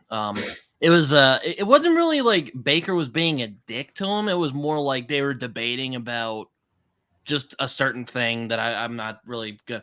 Basically, it was like a debate between him and I don't know if any of y'all have ever heard of M. John Harrison here. That's a very deep stroke fantasy author, but he was basically discussing their differing views on world building. And I was kind of like, I don't know, maybe someday. But now I see him blowing up on YouTube, so I'm like, maybe I'll add him to the list. You know, it couldn't hurt trying it. So Rogue was saying Erickson and Baker aren't as similar as people say. I haven't, Rogue, just to be clear, I haven't actually heard people say that Erickson and Baker are like the same or even similar. Just that there are a lot of big ideas in their books. Mm-hmm. Their prose is pretty dense, and a lot of the shit that goes down is pretty traumatic. In that they seem similar, like from what I've heard. So there was a chapter in the Prince of Nothing where Baker introduced a character for the first time, purely with exposition. Like we met the character, and all of a sudden, like he took us through the character's backstory in a little bit of and by the end of that exposition, I was empathetic with the character, I understood their motivations. I was like, where are they going to go from there? But that was the first time they were being introduced into the story. So it's just like, that is really actually very, very similar to Erickson. Yes. There's one particular bit later, I think it's in like the 8th book, where technically it's one of the bad guys. Like the guys that we're following are being chased by some soldiers, and the commander of the soldiers gets introduced as an in his head POV, and it's 2 paragraphs, and you're like, please, Erickson, don't kill this guy. And then he does, like almost immediately. Like he introduces him as they're going into a fight, and this guy dies. But I love authors like that, man. I've heard he's inspired by McCarthy, which I think is really interesting. Who? Baker. I've heard he's inspired by McCarthy, which I think is it's easy to see that. It's easy to see that. Like very easy to see that. But I love that. I love writers like George R. R. Martin. You name your no compunction whatsoever with killing off characters. Philip Chase does that, right? You read Philip Chase books, like kill. It doesn't matter. So yeah, that's the first chapter of his book. I'm like, yeah, exactly. Okay. Is this the character we're going to be? No, I guess he's not. He's dead. Okay. But listen. Sorry, I have to interrupt. I gotta run. I have to eat dinner. My wife's gonna kill me. Yeah, no worries. Matt, thank you so much. I'm so humbled that you asked me to be on. Oh no, thanks for coming by. And like I said, It's a permanent invite. Just go find the link on the Discord anytime you want to join, or ping me on Twitter or whatever. Yeah, I'll probably ping you. I'm not a Discord guy, but yeah, it's fine. Yeah, nice to finally meet you, Mr. Stewart. I've seen you nice around. to meet you, please. Nice to meet you too, Yeah. man. Awesome. Colin, I think you guys are awesome. Love you guys. So very quickly, PL, this 2024, we need to do more stuff together. Yeah. Don't worry, you're gonna get book 4 when the time is right. So it's almost out. So I think I sent you the first 3, right? So yes. And like sorry, when is that coming out again? It's springs, hopefully March. This is hopefully March. Okay, I'll hit you up before that. Like I have some ideas I want to discuss. All right, sounds like a plan. You guys have a wonderful Happy New Year, everybody. All the best to you. Likewise, PL. See you, PL. All right, take care. See you soon. Bye now. I'm gonna actually take this convenient moment to politely bow out as well, because we have to run to the hardware store. But this has been awesome, and I'll definitely be back.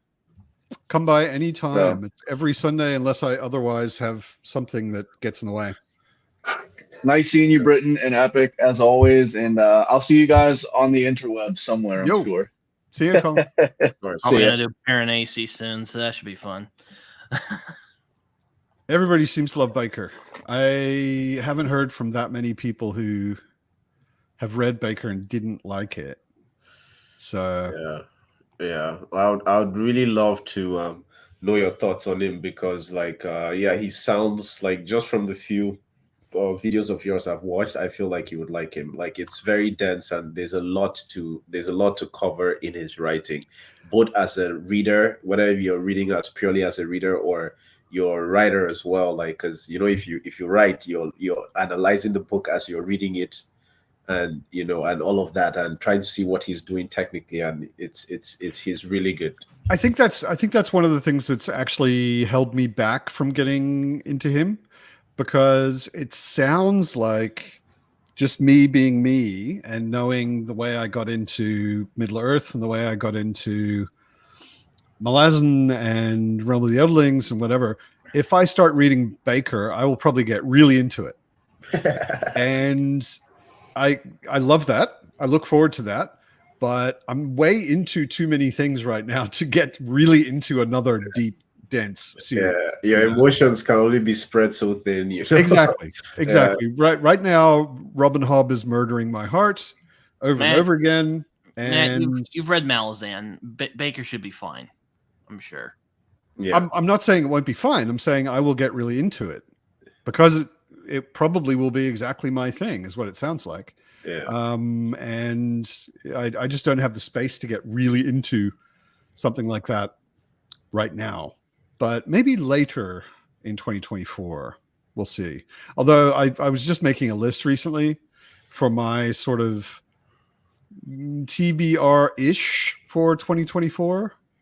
And there's no way I'm going to do all of that. No way.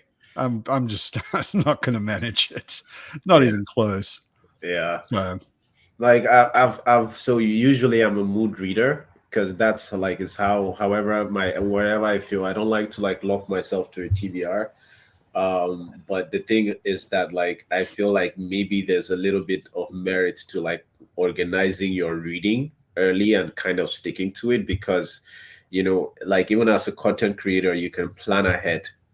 You can yeah. I mean, I was doing that earlier this year. I had a pretty clear TBR, and I was doing next month TBR videos and that kind of thing. And I really got to a point where I felt like I was putting myself in a box, and that I'm reading for enjoyment. I'm not just reading to create content. I'm reading because I enjoy reading. And if reading starts to feel like a checklist or a job, I enjoy it less. Yeah. And then my videos are also not as good. And I completely agree with you. It's the same for me. It's why I've done it the way I've done it. But also a complaint on my channel is that I don't release videos a lot, as much as I should. So, I'm trying out different systems to trying to balance everything out like that. Yeah, I mean, the way I'm trying to see my that's why I'm calling it a TBR-ish for 2024 is I'm saying here are a whole bunch of books that I know about at the moment that I will be mood selecting what I want to read out of. But yeah, other books may come up that I don't know about right now, and I may read those because I feel like it, or I may just read something totally different. We'll see. But I'm trying to keep it really, really open. This is interesting. Mark Lawrence. My only impression of Mark Lawrence is I DNF'd Prince of Thorns because I couldn't imagine spending another minute with that character. It was just like the most reprehensible and stupid, incapable of learning from his mistakes character I've ever run into. And I thought, I feel like I'm doing myself a disservice by spending any more time with this guy. I had a weird experience with Mark Lawrence once too. Philip Chase loves his series and talks about other series, not just the Prince of Thorns stuff. And the Book That Wouldn't Burn sounds really interesting. So I'm thinking I need to give Mark Lawrence another try. Yeah, the Prince of Thorns was his first book, I think, and I believe he's gotten like a lot better since. Tori, hello. A wild Tori has appeared. I just got home. Excellent. Thanks for joining us. Good to see you. Happy New Year and all that. Happy New Year. Yeah. It is the 31st of December. Yes. Good. I'm kind of still in that post-holiday haze. But I finished a book today, so that was cool. What'd you finish? Let's see. I got my December stack. Anxious People by Frederick Bachman. People are into Bachman. I had never read him before, and so I picked it up because I needed something random at the library and read it in 2 days. I can see it, but I don't know that I'm like obsessed. Yeah. So, Story, I noticed that the both of us have the same exact headphones on. Like this is blurring, the Razer, just different colors. So, I mean, that's what all the cool kids are wearing, headphone right? twins. 100%. That's right. 100%. Yeah, professionals just have these. Yes. Yeah, but I'm not cool. That's for sure. I'm just a kid. All right. I'm too old to be cool. But the good thing about being old and not cool is that when you're old, you don't give a fuck if you're cool anymore. And that's what makes you cool. Exactly. Oh, okay. Wow. Damn. It's a loop like that. It's a loop like that. You can't have to think about that for a minute. Wow, man, this is... Rogue, don't be mean. Time to bash Red Rising, everyone. Okay, so that is interesting for me because I've heard, Here we go. I've heard. No, I haven't read it, but I've always seen it's either you really like it or you don't like it, and that makes me want to read it. But you know, like Tori, I'll give you the floor. Oh, I mean, I'm so used to people hating on Red Rising at this point. It's fine. I'm allergic to popular things, so there you go. You know, I won't hate on Red Rising if you won't hate on Gene Wolfe. I came on here on my best behavior. Okay. I'm not going to say a word. I ranted and I was listening to you guys in the car on the way home, and I let out my Gene Wolfe rant to my husband, who is also a bigger Gene Wolfe fan than I am. Yes. So I got it out of my system before I came on screen. Ben's a patient man. He is. I can just imagine Ben just like crying. He just like went into his room and just cried. We've been married for almost 15 years. He just takes it in stride at this point. Yeah, Red Rising is one of those series that's, if I had to take one series to a deserted island with me, that would be the one I would pick, because there's just love the characters. The theme of self-sacrifice and loyalty is huge in that series, which is something that really speaks to me. I'd like to make it clear to everyone, Tori would only take that to a desert island because she hasn't read Lord of the Rings yet. You haven't read Lord of the Rings? Nope. I'm a fake fan. You're a fantasy fan.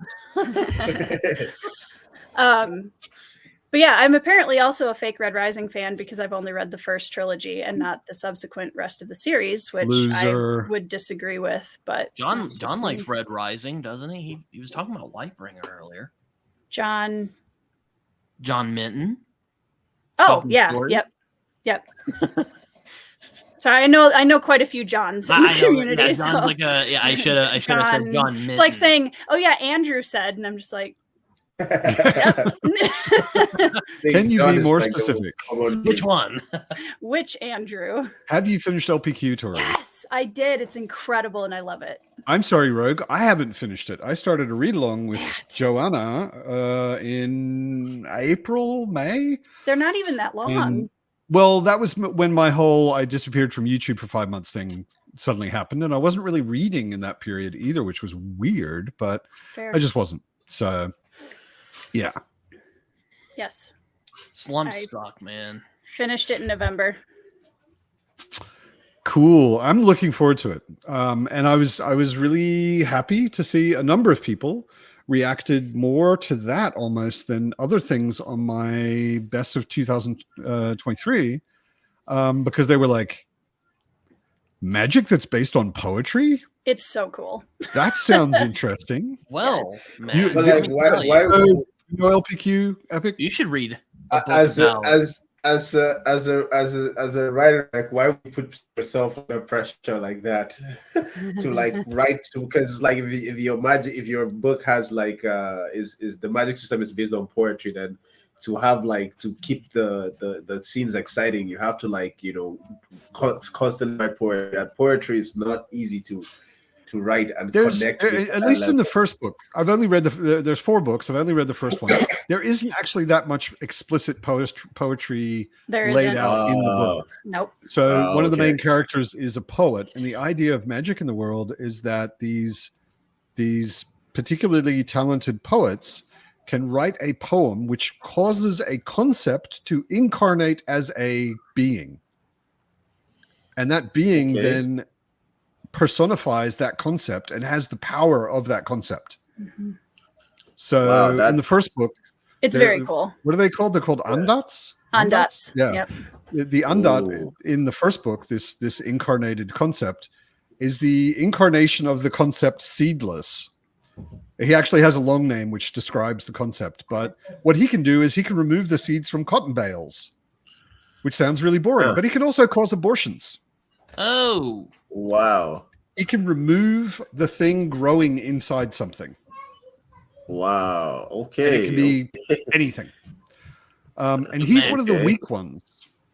but Matt, So- have you Wow. heard of mental illness magic? Because let me tell you, What is Beyond- mental illness magic? beyond redemption, Beyond like, the Redemption. crazier you are, Oh, like, that, the more that powerful Western you you are. read. powerful you are as a Yeah. like, wizard. And I'm like, bro, That Western you held up earlier. yes. Yeah. It's Okay. it's that is like Beyond Redemption has like the coolest magic system. It's like Okay. your because the magic system is connected to mental illness. You can literally see someone like suffering, torturing themselves in their brain with some OC or something, and it's getting you hyped up. It's so weird because you're like getting hyped up the more they are displaying mental illness, because that is like a demo. It's like there's a grand demonstration of power. Like it's basically like the theme of it is manifest illusions. You know, Okay. it's such a twisted idea. But then this idea of like magic systems with poetry as well, you know, it's very, very interesting as well. Wait a You know, sec. I like- Jeroen has to explain this because I speak German and I have no idea what he means. Beyond Redemption is almost unreadable if you know German. Yeah, Is there a lot of German in the names are book? German The writer Michael Fletcher is German, so With a name like Yeah. Fletcher, he's German? Are you sure? maybe he's not German, but like I know that the a lot of the character names and like a lot of the ideas gotten from like German it's German like influence. Aha, German verbs are used for names of characters and cities, and it makes no sense at all. That sounds Oh. really irritating if you speak German. Yeah. Okay. Fucking Interesting. thank I mean, I'm interested in reading it anyway, but I will probably just laugh out loud in inappropriate places. That's fine. Oh, you'll Yeah, but probably it's laugh. but I'm a huge fan of Grimdark, and I'll tell you to brace yourself for that book. That's yeah. Oh yeah, I read it this year, and I was texting. I did a discussion with Epic and Dan, and I was like, "Man, this is crazy." And then I got to one particular part, which I won't spoil here, but I'm sure Epic knows what I'm talking about. And Now, what part was that? Without so spoiling? the when she first meets Garbrecken. Oh yeah! Oh my god! Wow. Okay. So Okay. Yeah. So the name I was trying to think of earlier, the full name of Seedless, this Andot, is removing the part that continues. Yeah. Ooh. Yeah. And Removing you the can part imagine that what that could lead It's to. it's definitely not a like if you're going into it expecting your typical like action packed, it's not that at all. It is very much, it's more of like an intimate character study. And I would political. say. There's And a lot very of political stuff. yeah, and it's kind of ordinary lives becoming extraordinary. Yeah. But then, just like the naming, the way the characters are named, the way the magic system has been described so far, it seems like it plays a lot with ideas and yeah, like that sounds like something that I would be very interested to read. It's very good. It's some of the best prose I think I've read in fantasy. Wow. Yeah. It's very good. Also, 4 books. That's not too bad. I could not. Yep. And they're like And they're not very big. pages. Yeah, they're pretty thin. I mean, Is it- compared to this kind of. You know, I was talking to a friend of mine last night, Matt, and he was getting after me to read the Amber books, and I'm like, God, this reminds me of the conversation I had with you a few weeks ago. Amber's awesome. I know Zelazny and like Le Guin are like the top fantasy authors I want to try at some point. They're like really high on my list. Yeah, and I mean, you get 2 for 1. They both are fantasy and science fiction authors. So you can read all sorts of stuff from them. Zelazny, especially Zelazny, because like everything he wrote was different, like like almost unidentifiable as the same author. Also, apparently they're thin boys, style. so I'm like, ooh. They're what? Apparently they're thin boys. Oh so- yeah. Amber. I mean, all 10 books of Amber is I have in one book, and it's this big, and that's 10 books in it. They average at about 120 pages per book. Also, Tori, what did you read from Gene Wolfe? Because I actually read one of his books, and I didn't really like it all that much. It was The Land Across. I read Fifth Head of Cerberus. Oh, I haven't read that one. Yeah, I wouldn't. And I will say nothing else. I would never hand Fifth Head of Cerberus to anyone and say, "Hey, get started with Gene Wolfe." Nope. No, but Liam obviously disagrees with you. But I'm Liam is trying Liam. so hard to be good right now. Let's just leave the Gene Wolfe topic. Yes. So that Corey doesn't burst a blood vessel. Spontaneously combust. Yes. Oh man, I'm holding back my just aggressive disappointment that Tori didn't take to First Law. So in fairness, I liked book 1 enough that I was like, okay, cool, I'm here for it. I really liked book 2, and book 3 completely lost me. That's what I hear a lot about. I gave book 2 5 stars. Yes, like my favorite chapter, one of my favorite chapters, and I read that chapter over and over. Beneath the Ruins. I don't know if you know that chapter. That was the Bloody Nine chapter. Oh my god! I do this thing where I'm reading the book and I'm listening to the audiobook at the same time, just to and I do that at least twice a month, because the writing, the way he describes the battle is so good. From the Bloody Nine's perspective, it's so visceral, so dark, so gory, but it's not because sometimes when writers are too elaborate in action scenes that should be sharp and direct, it kind of takes you off. But because part of the experience of the Bloody Nine is the way he thinks and the way he experiences violence like that, and it's just such a crazy experience. Mm-hmm. Yeah, I had read Shattered Sea by him prior to that, and also really didn't like the 3rd book in that trilogy. So I guess his landings aren't very good for you. I see. No, so far no. Just to answer Jeroen's question really quickly.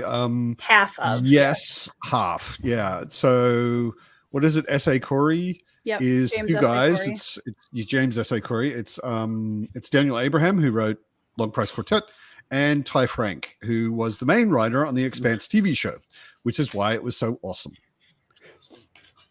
My kind of feeling about the Expanse, the books, is I've binged the TV show 3 times. I'm not sure I need to read the books. I heard it's quite different. It's still very good, but it's quite different. Yeah. I started the first book, and I got, again, my DNF temperature gauge is like 200 pages ish. Mm-hmm. And if I get to 200 pages, I think, okay, I've given it a pretty good try. And if I'm not having fun, I'm not asking myself what happens next, I'm not hooked, then I'll drop it. And I dropped the first Expanse book because I was like, I don't know. It's just get started really slowly anyway, was my feeling. But Poor Persons was also disappointed. Okay. I know a lot of people who like it a lot, but I'd say my biggest disappointment this year was probably Embassy Town from China Mieville. Yeah, not everything Mieville did is good. Like his last 2 books I've read from him were duds. Like I didn't care for Iron Council that much, and Embassy Iron Town Council was is the also third a Baslag letdown. book. Yes.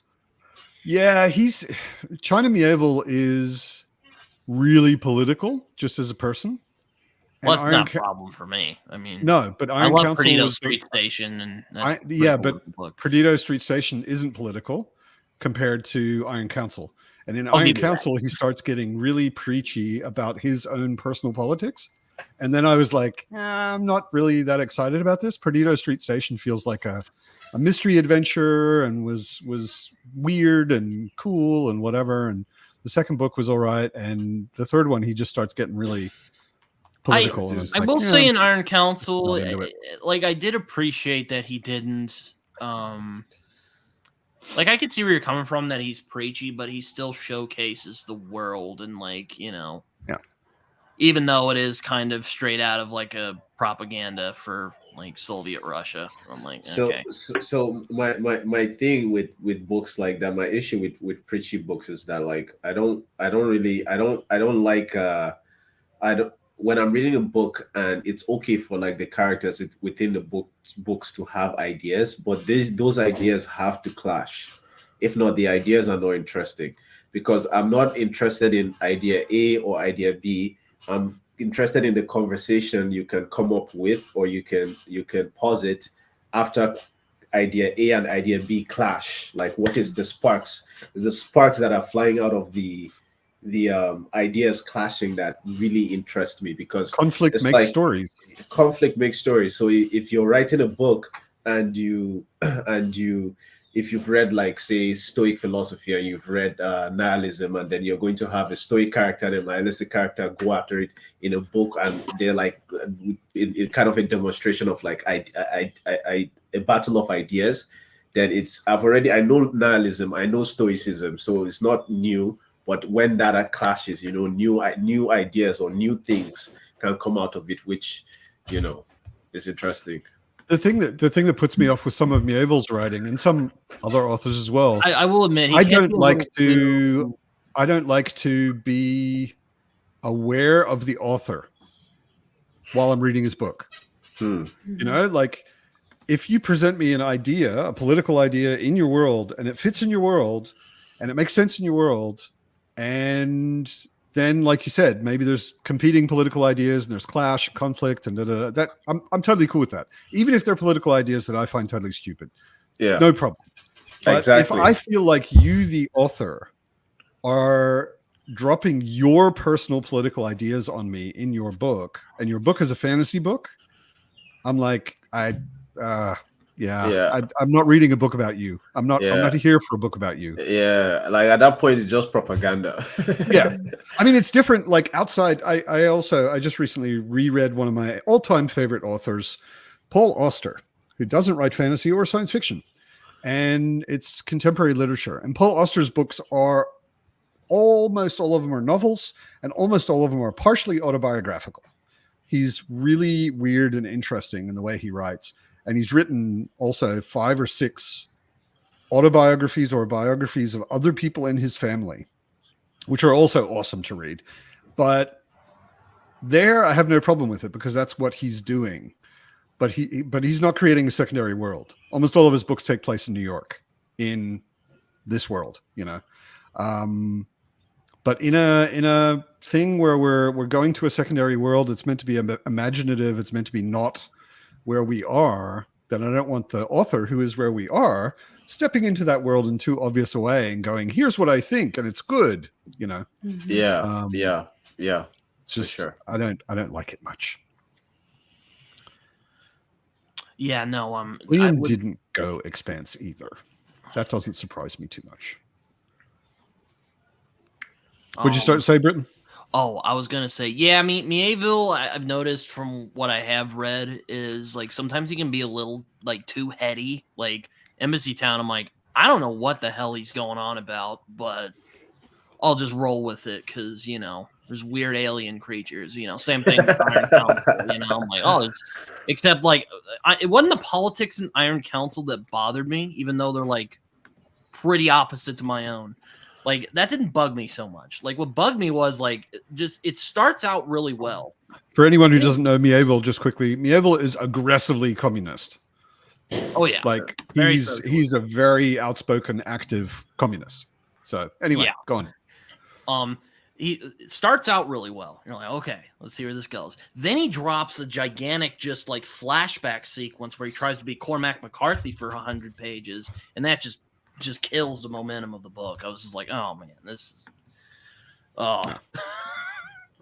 there's still brilliant stuff in there though. Like, you know, what you said about like, you know, you don't really care about the ideas because there are aliens in it. It reminds me of this. I don't know if you guys know AJP, but I asked him to tell like it was a live stream, and I asked him to tell people why they should read Malazan, and he was just like, forget about the themes and the ideas and the philosophies that it has.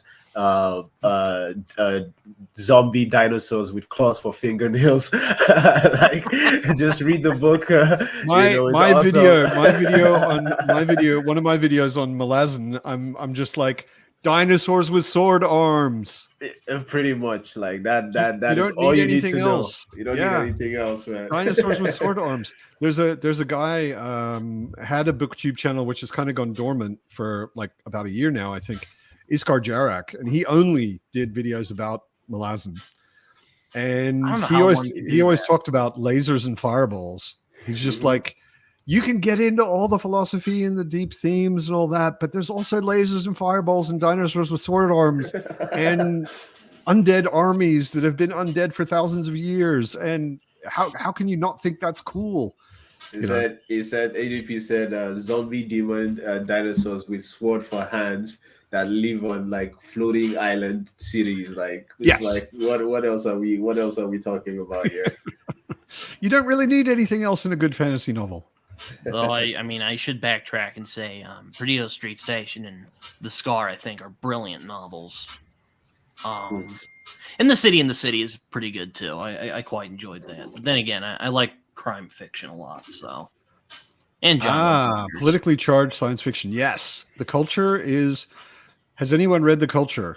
No. Okay. I want to though. I know what it is. The Culture is a whole bunch. I don't know how many, but there's quite a few they're pretty thin novels, and they're not. There's no real sort of through line story. Each one of them is kind of a standalone, but they all take place in the same sci-fi universe, and it's a post-scarcity future. So humanity has got technology that is basically magic. They can create anything they want. All of society is run by these extremely advanced artificial intelligences, so humans don't really have to do anything except entertain themselves. And they are genius books. They are really, really good and very political, and lots of interesting sort of critique of our society or where our society might be going and that kind of thing. They're really, really good. You know, like, has anyone read like Three Body Problem? Not yet. I DNF'd the first book. Huh. And I feel a lot of FOMO about that because I know a lot of people I respect a lot really love it. And I found the first book, it suffers from what I think a lot of old science fiction also suffers from. It's a lot of really big ideas, which are quite interesting, and the characters are cardboard cutouts. Like I didn't care about anyone in the book, and I got about halfway through the first book, and I was like, "There's nobody I give a shit about." Yeah, Nobody.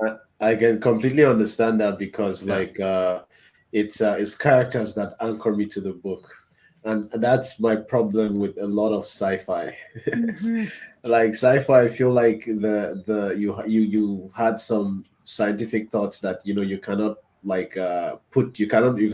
put into reality because you're not a scientist, you're not an engineer, but like you have the ideas and maybe say you've studied a little bit about it and maybe you think this could be possible and of how the future could be, and then you write a book based on that and you just put characters there to bounce those and it's just like I like my characters being the focus.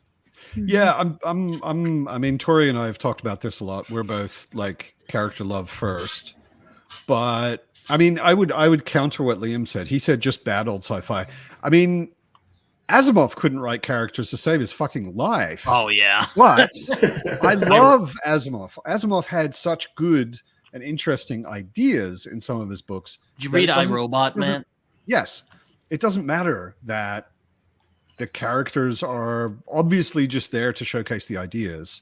I mean, I haven't read Foundation, like all of Foundation, and Foundation is pretty fucking boring, but the ideas are amazing. So, but Liam is also pumping up Liber because he's contractually legally obligated any chance he gets to say that Liber is awesome. Liam should like compile all the Fafhrd and Grey Mouser stories into like a omnibus, like what happened with the Elric books. That like you should do that. And that exists. It exists, really? Yes, you can buy 2 paperbacks from the Fantasy Masterworks. I have them both on my shelf right up there. And that's all of the Fafhrd and Grey Mouser. Maybe not some of the weird. I mean, Liam can correct me. There might be some weird short stories that didn't appear in there, but I think it's basically all of. How did I not know that existed? Shit. It's called the Book of Lankhmar. My experience with sci-fi, I read Dune and I thought all the books were going to be like that. I was like, wow, like why haven't I read sci-fi more? I need to read more sci-fi. And then I started reading more sci-fi and I was like, you know what? Except I get like a direct recommendation from someone that knows my taste. I don't know. So everybody in the chat, or I know Tori hasn't read that much sci-fi. Britain maybe knows some. Everybody recommend epic sci-fi books that are character focused. I am a fancy myself a bit of a science fiction aficionado. I'm not surprised that you do. He just sends the Tommy Shelby rolling his eyes again to me later on Twitter. But Jeff Vandermeer, for my money, is the best modern science fiction writer. He's probably the best science fiction writer of our generation. I really do. Now, some people might go, "Oh, Alistair Reynolds," or "Oh, Adrian Tykov." I haven't read any of those guys. I'm sorry. So I can't judge. But Jeff Vandermeer is the shit. I mean, Bourne is a masterpiece. I think Bourne is truly is a fantastic novel, and the Southern Reach trilogy is also brilliant. So we've got Vandermeer. Liam says The Spiral Wars by Joel Shepard, which I've never heard of. DK Moon's never read Liber. Misspells the name completely, but that's okay because everybody says Liber. Everybody says Liber all the time, and it's at least in German it would be Liber. Daniel says the Jean Le Flambeur trilogy by Hanu Rajinimi. Also, I do like awesome. Philip K. Dick, even though there are a few of his books that are just really out there. Joel Shepard is Australian, then he must be good. Obviously. I mean, if you're looking for a bridge that is epic scale has sci-fi elements and technology, but is also very fantasy in the storytelling aspect. You're going to say Sun Eater. Red Rising. Oh, I mean, Red Rising. Okay. I haven't Red read Sun Rising. Eater yet. I'm sure I would recommend that too if I had, but I Yeah. have not. I mean, I'm sure you. I don't know if I'm sure you've read this. I know you're a big manga guy, but Pluto from Naoki Urasawa I thought was very good. Yeah. He's like, yeah, whatever, idiot. No. Like it's just something that it's just that I read it so long ago. Oh. And I feel like after you've read so much manga, I feel like it just starts blurring together. But like I know that In people I with know big that eyes. Pluto is very highly acclaimed anyway. So Slaughterhouse 5. I forgot about that. That's a fantastic book. have Matt Tori, have you any of you read any manga? Mhm. What have you read? Matt still isn't converted, but I'm working on Matt it. reads manga constantly. Britton, shut up. I'm reading Lone Wolf and Cub. Matt just Nice. doesn't read really bad manga. I'm reading Attack on Titan. Okay. I read Vinland Saga this year. Not all of it though, because the second arc honestly put me to sleep. Thank you. I've been saying that for so long. Like Boring. everyone is kind of like, "Oh, it's so good." In my mind, I'm just like, "No." Like you set the expectations in the first part of it, and then now all of a sudden, like he's a Nothing's happening. pacifist. No, Nothing's happening, and he's a pacifist. It's not even about like just not the fact that nothing is happening, and my dude just caught feelings all of a sudden. But it's like what annoys me about it is that like the ideas are whack. Like at the end when he's talking to I didn't make it to the end like, of the second arc. it I got it- like 2-3 so- books in, and I was like, So I'm bored. I want to talk about something so bad, but I don't want to spoil it for anyone. But no, I'll don't spoil hold it. You and I I'll can hold talk about it myself- privately later. I'll hold myself back. But I actually just- recently I noticed that Vinland Saga was animated on Netflix, and I thought, okay, I really want to give it a chance, and maybe I'll like the second arc. I can like get through the second arc better if it's animated. And I watched the first arc, and just like the books, I liked it. And then I got into the second arc, and like I was 4 or 5 episodes in, and my cat woke me up. And I was like, what's going on? Oh, it's still going. Okay, which episode are we on? It's like, fuck this. I'm done. It's I'm over done. dramatized. Like it's like get over it. Like it's because my problem with it is that the expectations in the first part are just completely trivialized and reduced to nonsense. It's just like, okay, if I was trying to read that kind of book, I would read it, but I thought I was reading Vinland Saga. I wanted to see Thorfinn because by the end of the first arc, Thorfinn was getting super on my nerves because I was like, dude, there's more to life. Grow the fuck up. Like, grow the fuck up. And then he goes through such a 180 turn. It doesn't even feel earned. It doesn't feel earned. It's just like all of a sudden he's a pacifist. And you're like, okay, I guess. But now I don't want to read about you anymore. Bye.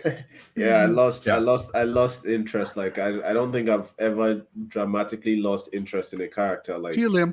like that. Hey, Liam. Oh, I mean, my constant frustration is that booktubers don't read American comics because I think there's a lot of great American comics out, or Western. I hope you're not throwing that shit at me, Britton.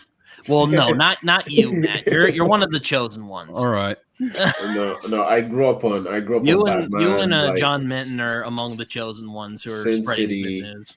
I'm not like super versed in thing, but I grew up reading like Spider-Man, like Batman, Sin City, Hellboy, like stuff like Hellboy.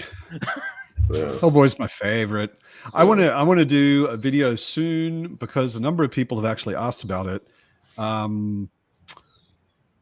Non-superhero Western comics that are must-reads, basically.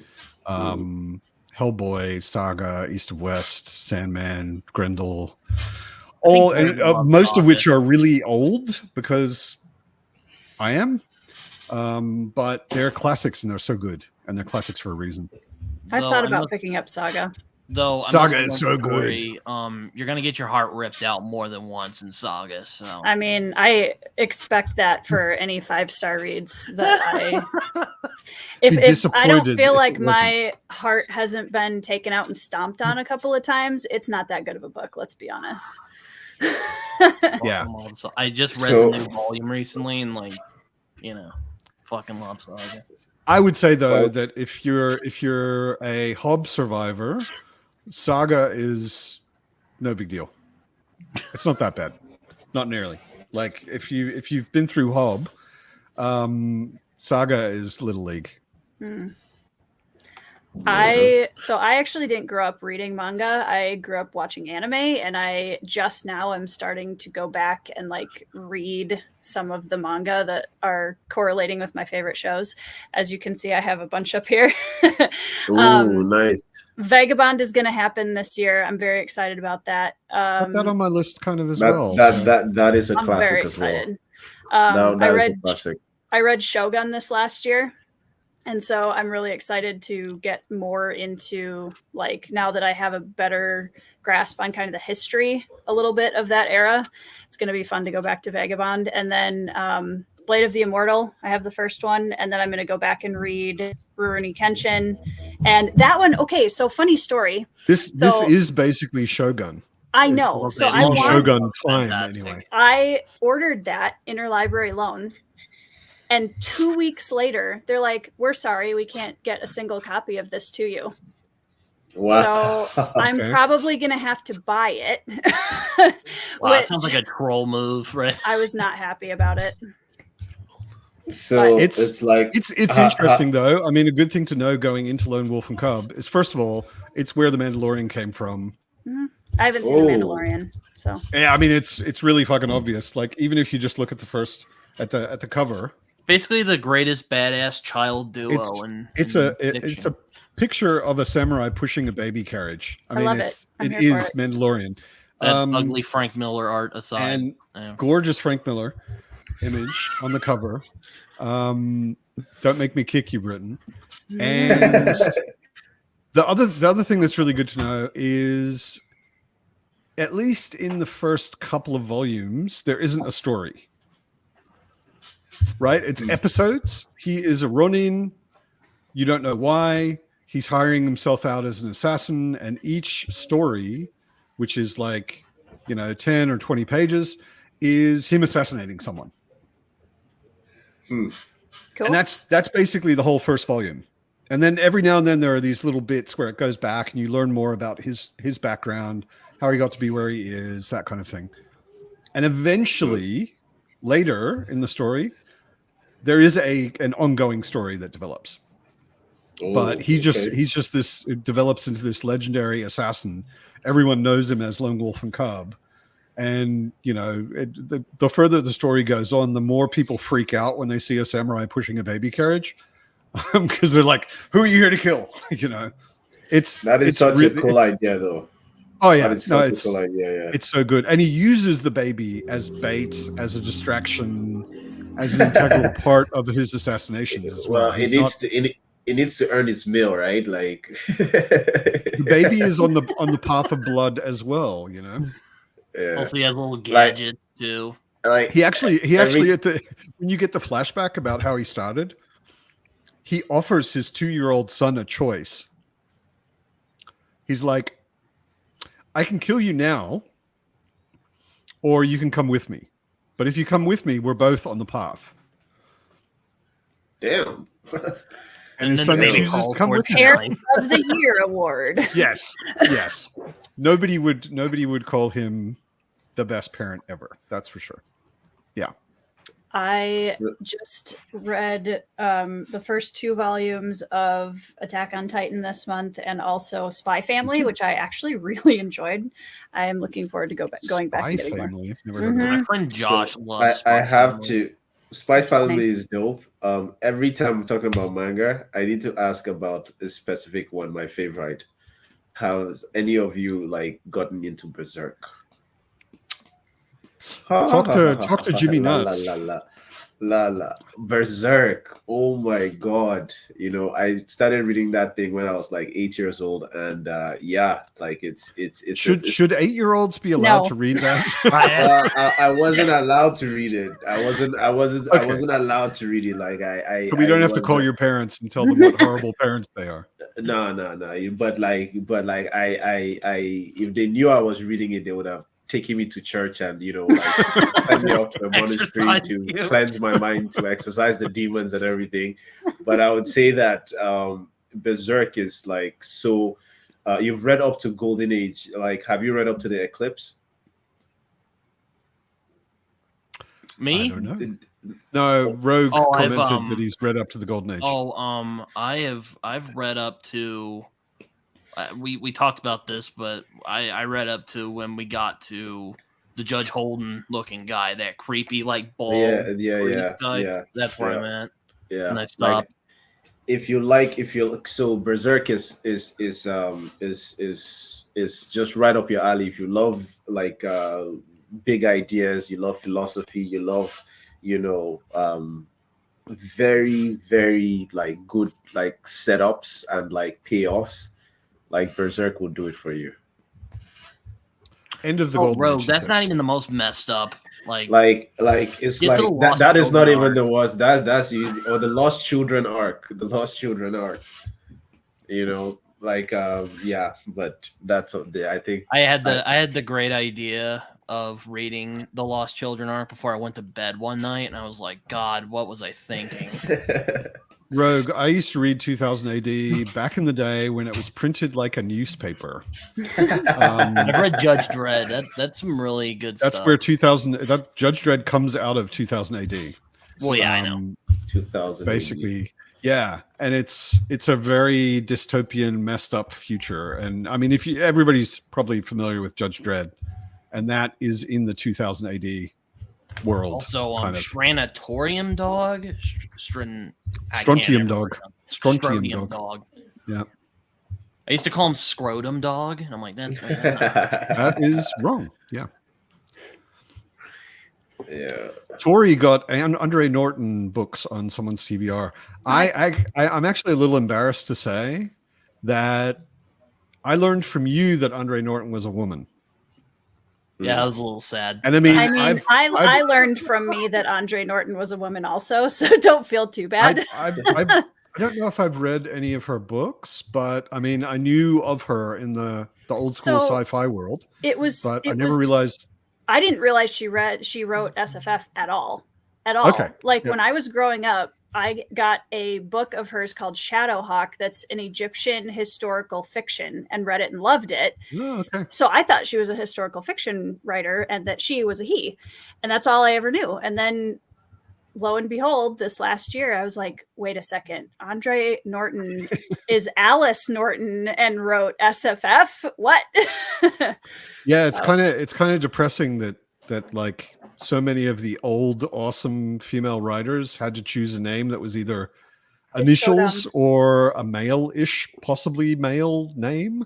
That's actually why Robin Hobb's name is Robin Hobb. I got this at a bookstore for like $5 this last week. Is that Amanda Rake? It kind of looks like him. That's the first thing I thought too. I was like, it kind of looks like it. In childhood, maybe. That is a dope name. Even though I'm always like I'm always like dragging my feet to read Malazan. Like, it's a fucking kick-ass name. Amanda Rake is there are a lot of. I used to call him Andromeda Rake because I'm an idiot, but can't read. Yeah, there are a lot of really awesome character names in Malazan. Whiskey Jack, Fiddler. I mean, there are just so many of the soldiers, but also like Amanda Rake is pretty epic. Mm-hmm. And before she walks in front of the camera, we have our Fitz sighting. Hi, Fitz. Yeah, she's unimpressed. She's like, eh. Here comes the tail. It's a fluffy tail. She is a fluffy cat. That's why I call her Floofy Guts. Would you believe I've been talking this whole time and I just thought everyone was ignoring me and I was on mute. I was like, wow, I thought they liked me. But we were ignoring you, but only because you were on mute.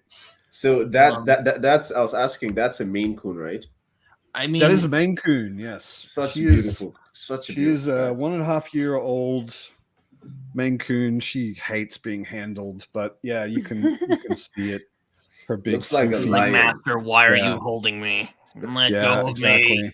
No, it's not master. Why you Exactly. holding me? It's subject to why you. Exactly. Yeah. Servant, who gave you permission to pick me up? Yeah. Just because you're bigger than me. Don't Good think thing I she's won't not kill like you in your Baez. She sleep. could just like put you under his will. You know, you're like, oh. Yeah, I was gonna say we know who really owns the flat. yeah, exactly. Mhm. Bex, I am Aw. personally insulted and hurt Hey, by that. I hope you Not enjoy really. it, Bex. Though, going back That's to the problem with No people pressure. taking recommendations from you. I know it's terrifying, It's isn't it? like they may hate it and think I'm an idiot. Yeah.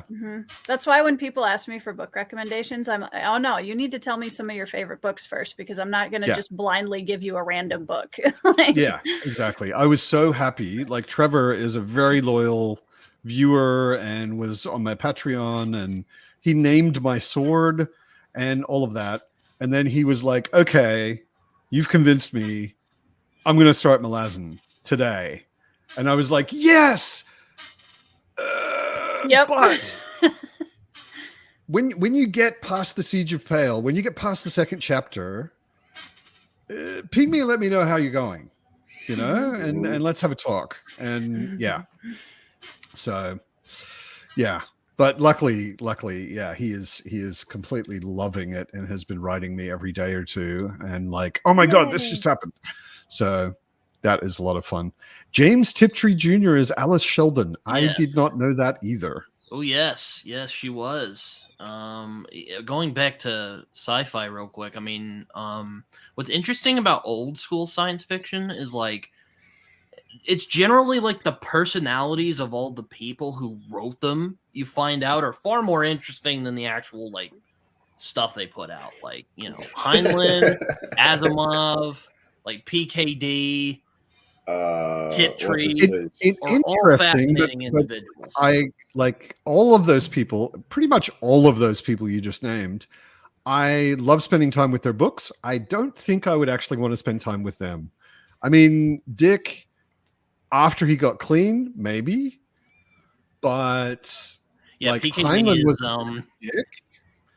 He was an interesting dick, but he was a bit of a dick. wait, who were you talking about? Heinlein. Oh yeah, Heinlein's an interesting man.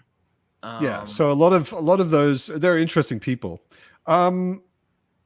Question for Tori: how do you balance good recommendations versus marketing for the Bloodstones? First of all, for anyone who doesn't know, pimp your book. Oh, she's a writer. Okay. She's a writer, so there you go. Epic Okay, doesn't know. Well, I'm gonna read this Phase is next year. So the Bloodstones. I have seen this book on BookTube. Yeah. Okay, sorry. Let me let you talk. No, you're fine. So this is mine. It just came out November 28th, and it is my love letter to the genre of epic fantasy. It also has a lot of influence in it from all of the Asian storytelling that I have read, watched, loved over my lifetime. And yeah, y'all should read it. You're getting good at that. Bitch. It's shorter now. To answer your question, Ryan, I'm assuming what you mean by that is that balancing recommending books versus recommending my own book. That's what I'm gathering from that. I actually find it very difficult to pitch my own books, which is a curse of many authors.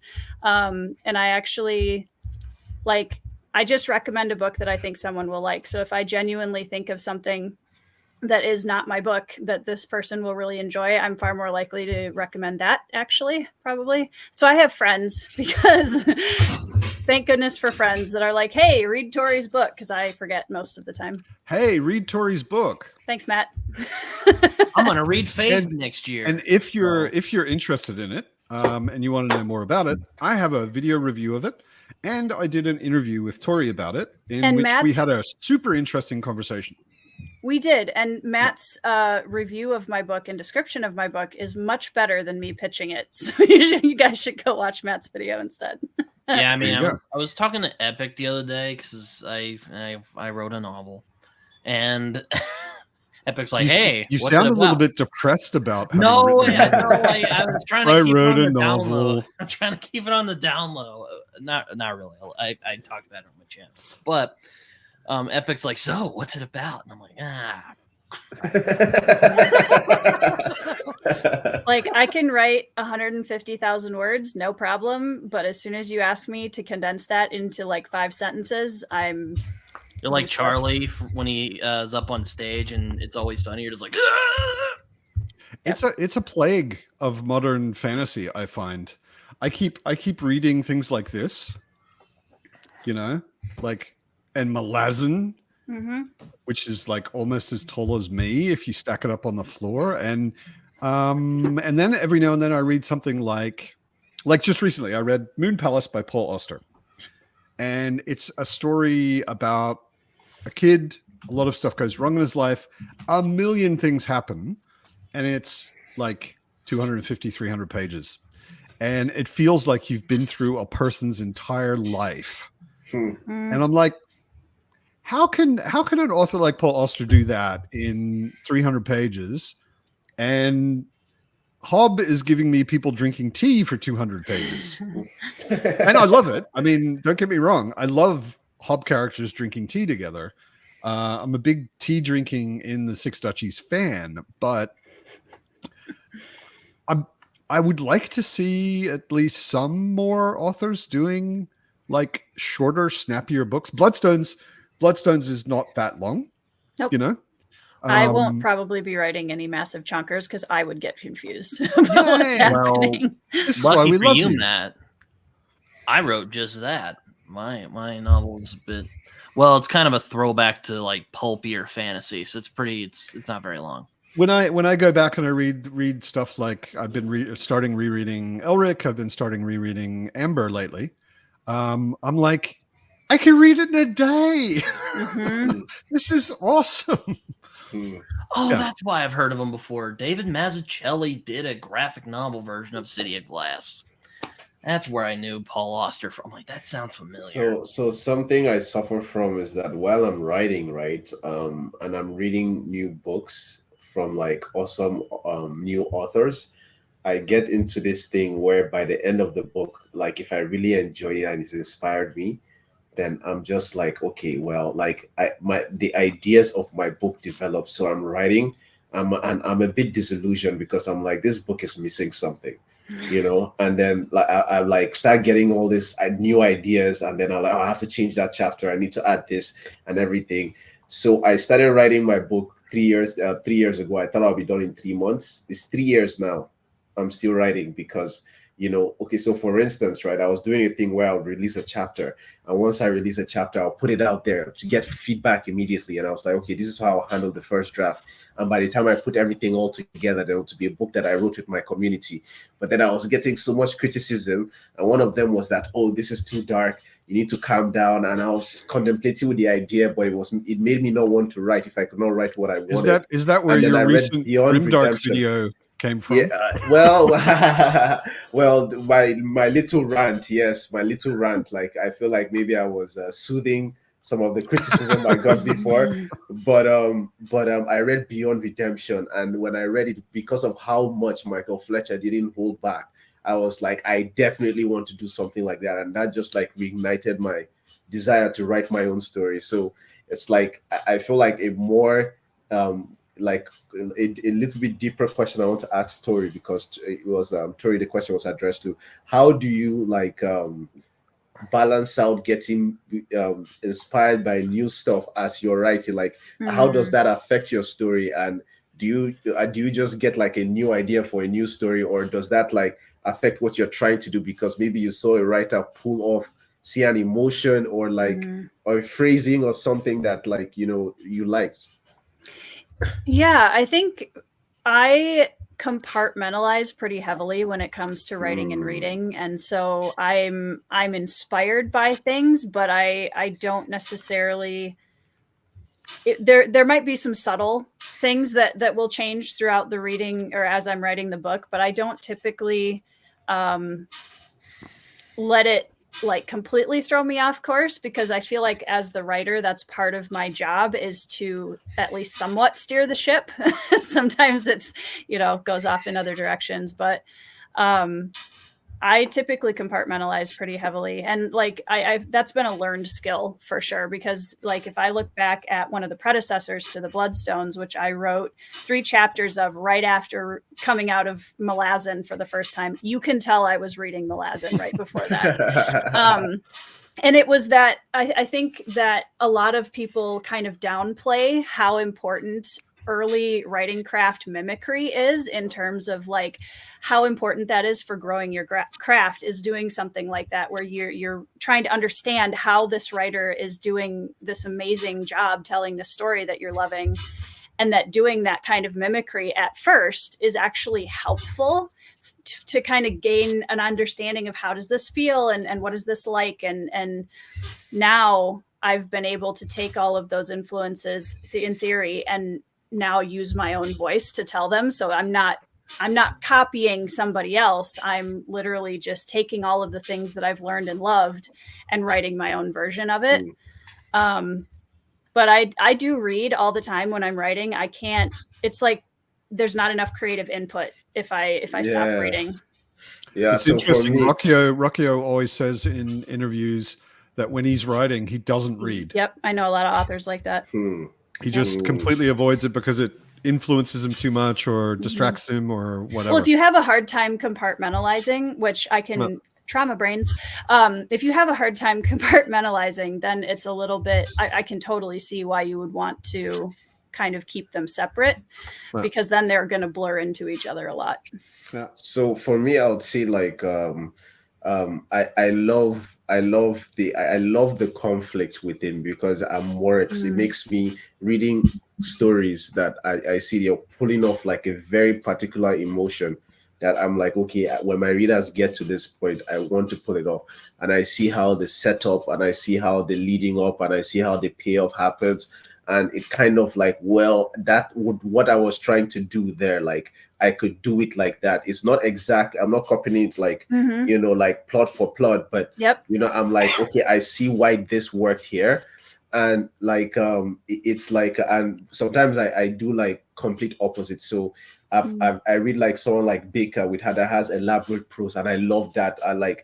I love that in March, and in May I read Glenn Cook, The Black Company, which is Hemingway short prose that is just like few words paint such a wonderful picture, and I'm just like, okay, now how do I mix that?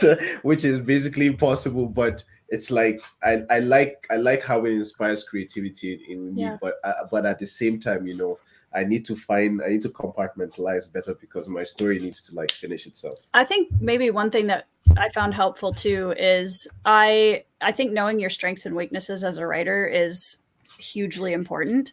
And going into Bloodstones, I knew, okay, I'm nervous about taking on the challenge of writing a political scene in a fantasy story. Like politics are very nuanced. There's a lot there, and there's a lot of subtlety to it, depending on where, what type of political system you're working with.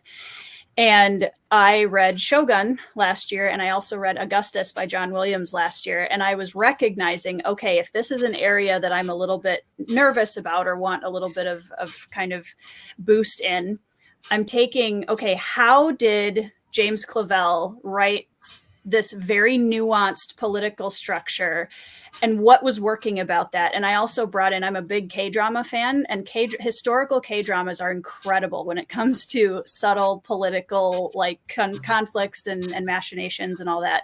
So I was kind of breaking it down and just saying, okay, they say a lot of things without saying what they mean. There's a lot of suggested treachery without it actually being spelled out. And I kind of was breaking down what is working for me in these scenes.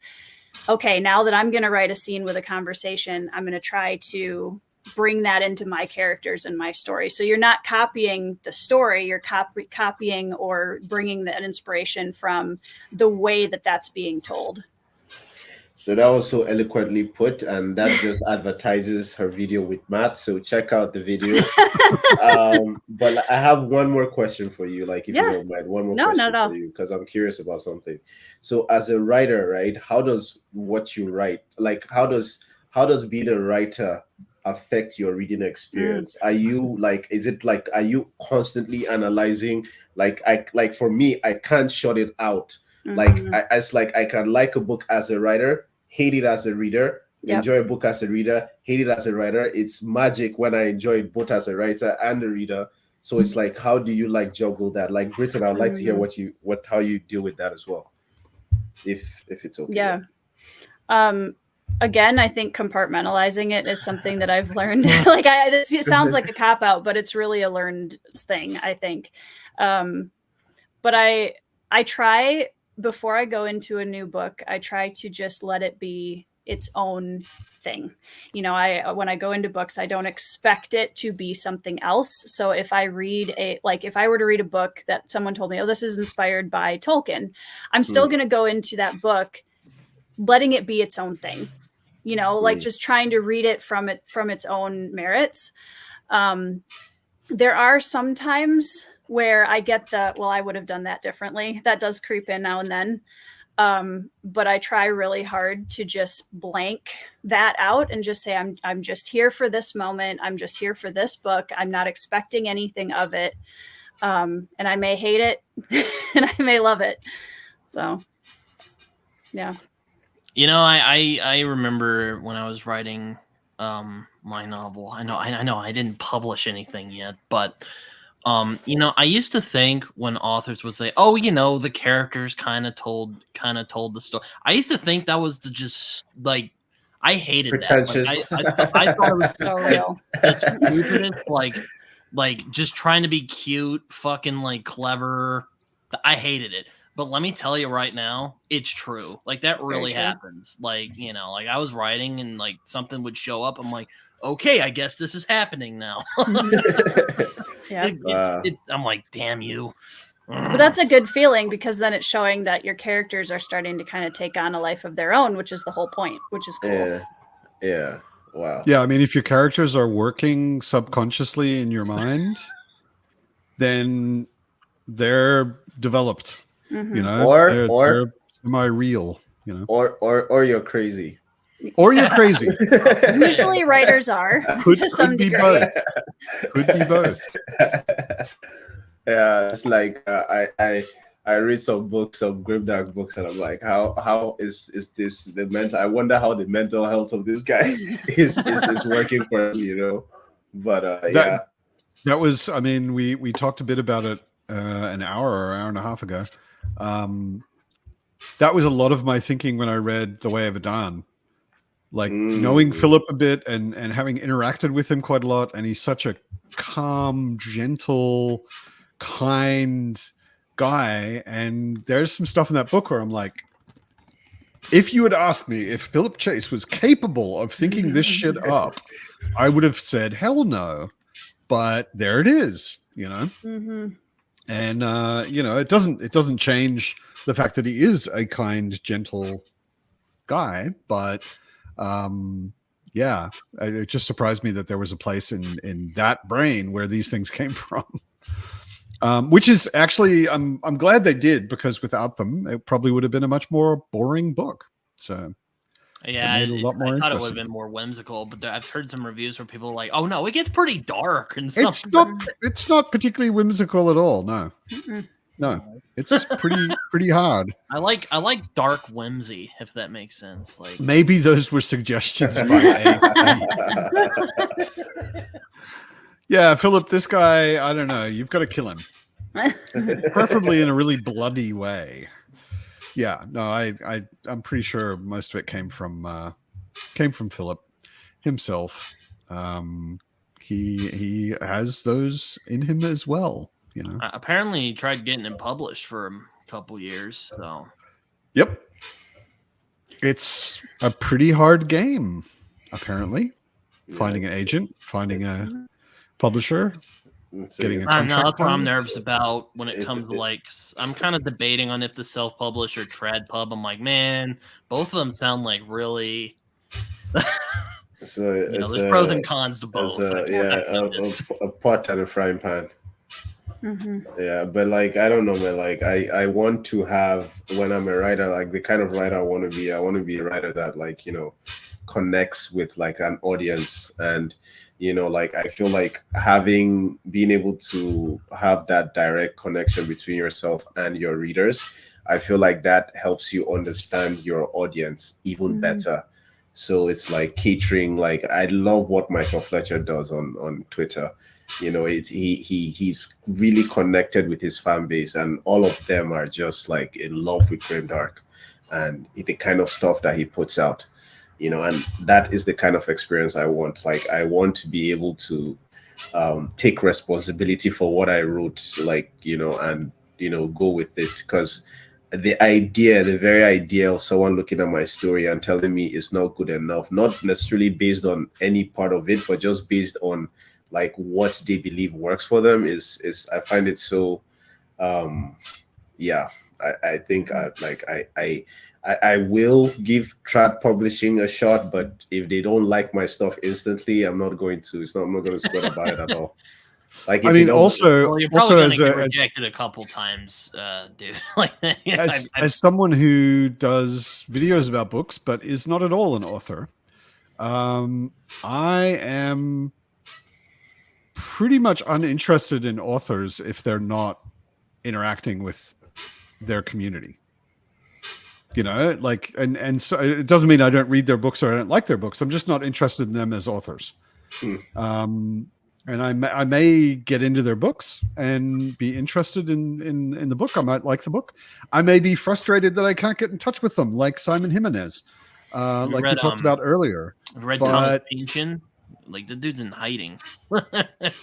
It doesn't surprise me, because I mean, you just have to read his books to know that he's slightly crazy and completely paranoid. But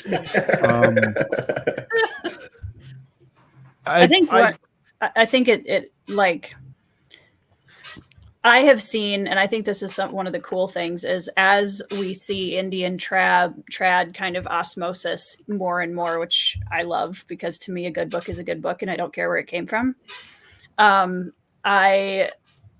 I like that that's become more normal now, because it used to be that the authors were, you know, the people up there, and they would write a book and everybody would go to the bookstore and get their book, and they might show up at a Comic-Con or like on a TV show, or, you know, but it's become so much more normalized for authors to just be part of the community at large, which I think opens up some really interesting discussions and allows them to, and the readers, to build relationships, which is cool. Because it allows you to get very instant feedback from your audience. And yeah, there's a lot of good, I think, that's coming out of it. Yeah, and to be honest, it's today the most powerful marketing is social media. 100%. Like, it's not, I don't care what systems the trad people have, like the most powerful systems is social media. And so I read, like, I saw this thing on TikTok, and I talked about it in my previous live stream, about this guy. He was trad published 45 years. Nobody cared about his book. He started a TikTok channel. Now, I'm not saying this is how it's going to happen for everyone, but he started a TikTok channel, and on his first video, he talked about his book, and that book is so popular right now.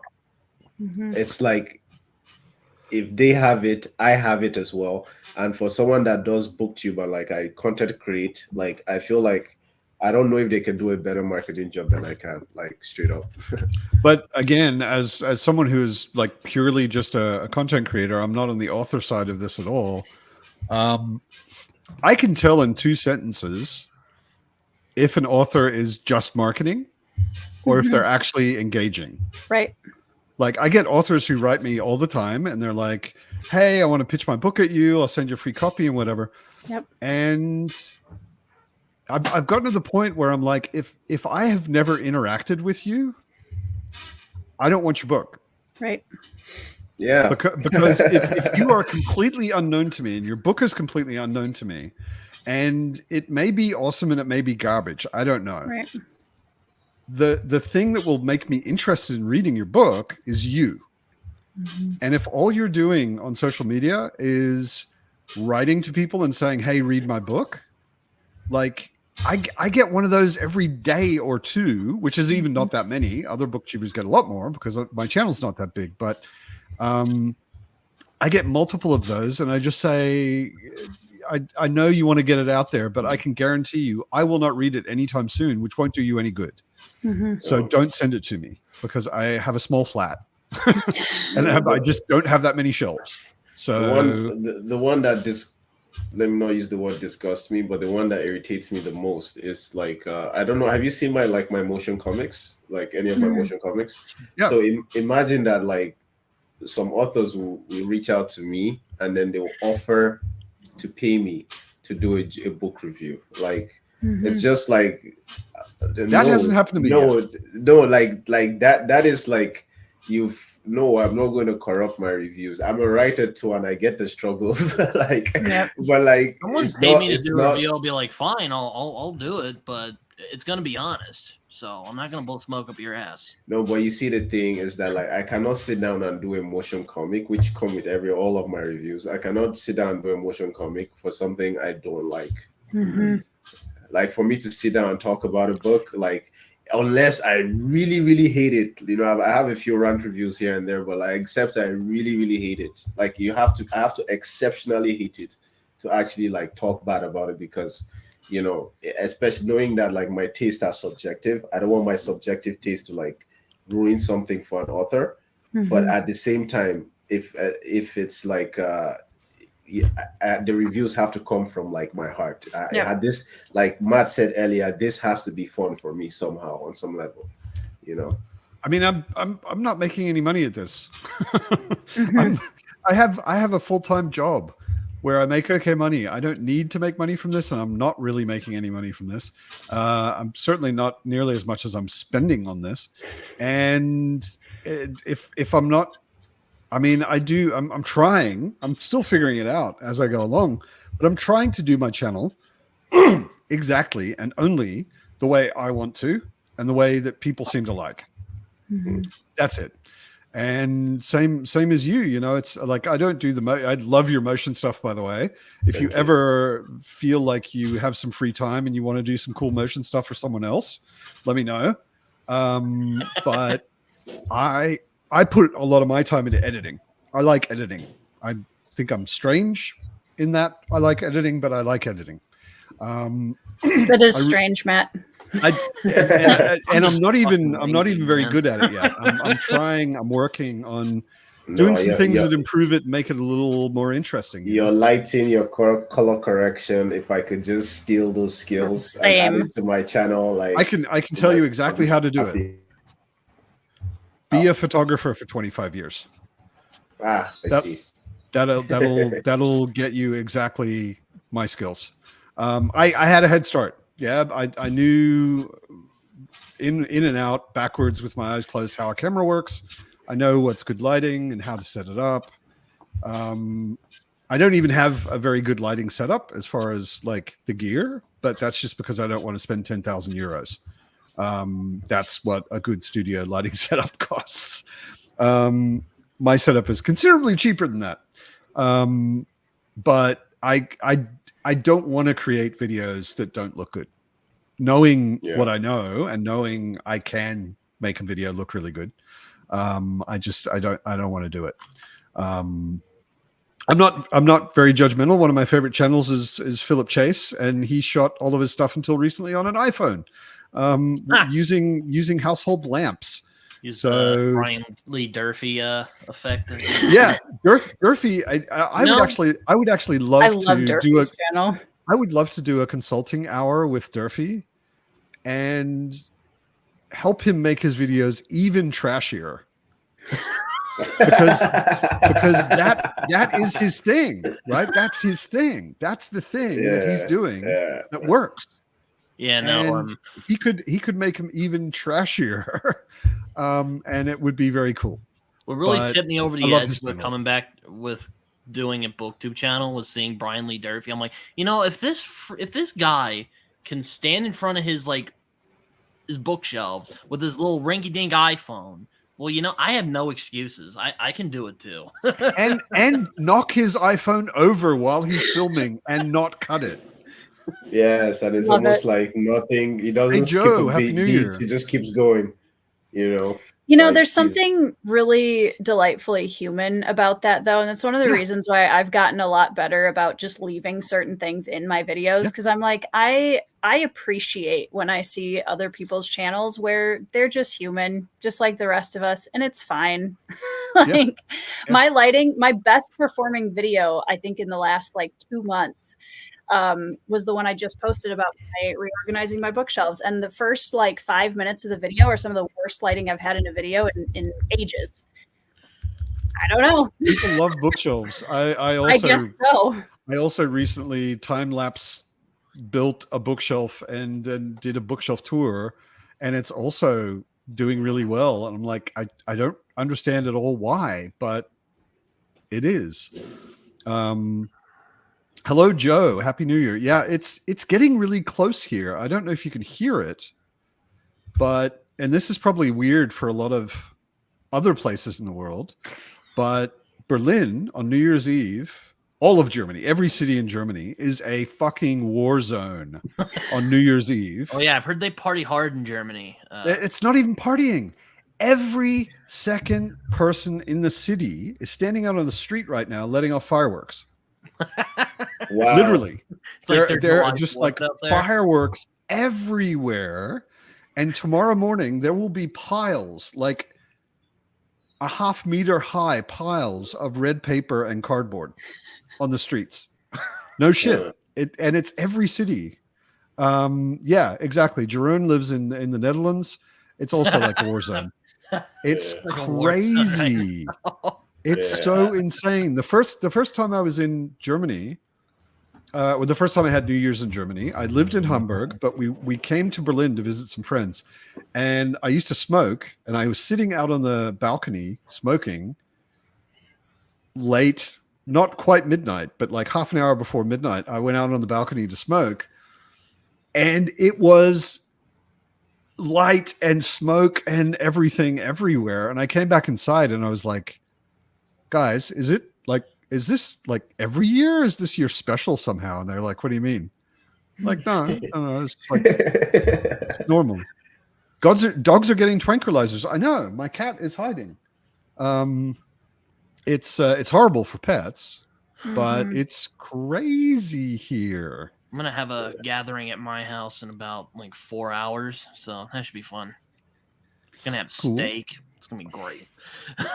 Steak is Yeah. great. A lot of my friends were gonna meet up and just hang out for the New Year's. And Are you gonna It's, talk about your it's favorite fun. Grimdark books? my favorite Grimdark books. Well, I just did a video about it, but Yeah. I'll be happy to talk about it. I think my favorite Grimdark, and this is not it's not about the writing. It's about Michael Fletcher's Beyond Redemption. I feel like the way he puts stories together, I really love it.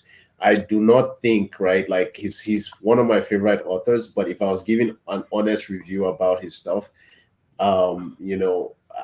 there's nothing in particular about the writing. I think he has really good characters, of course, but it's how the story complements. So the prose doesn't work without the characters. The characters don't work without the magic system. The magic system doesn't work without it's the way he integrates everything that I love so much, But then, of course, I'm also in love with Glenn Cook's The Black Company. Yes. Black Black Wing Company is hot. It's so good. It's there's a way it has flying carpets. It has flying carpets in it. I don't, and it's not corny. You cannot, in that world, you cannot afford to think anything is corny because it's so grounded. You can almost smell the sand. It's the messiest.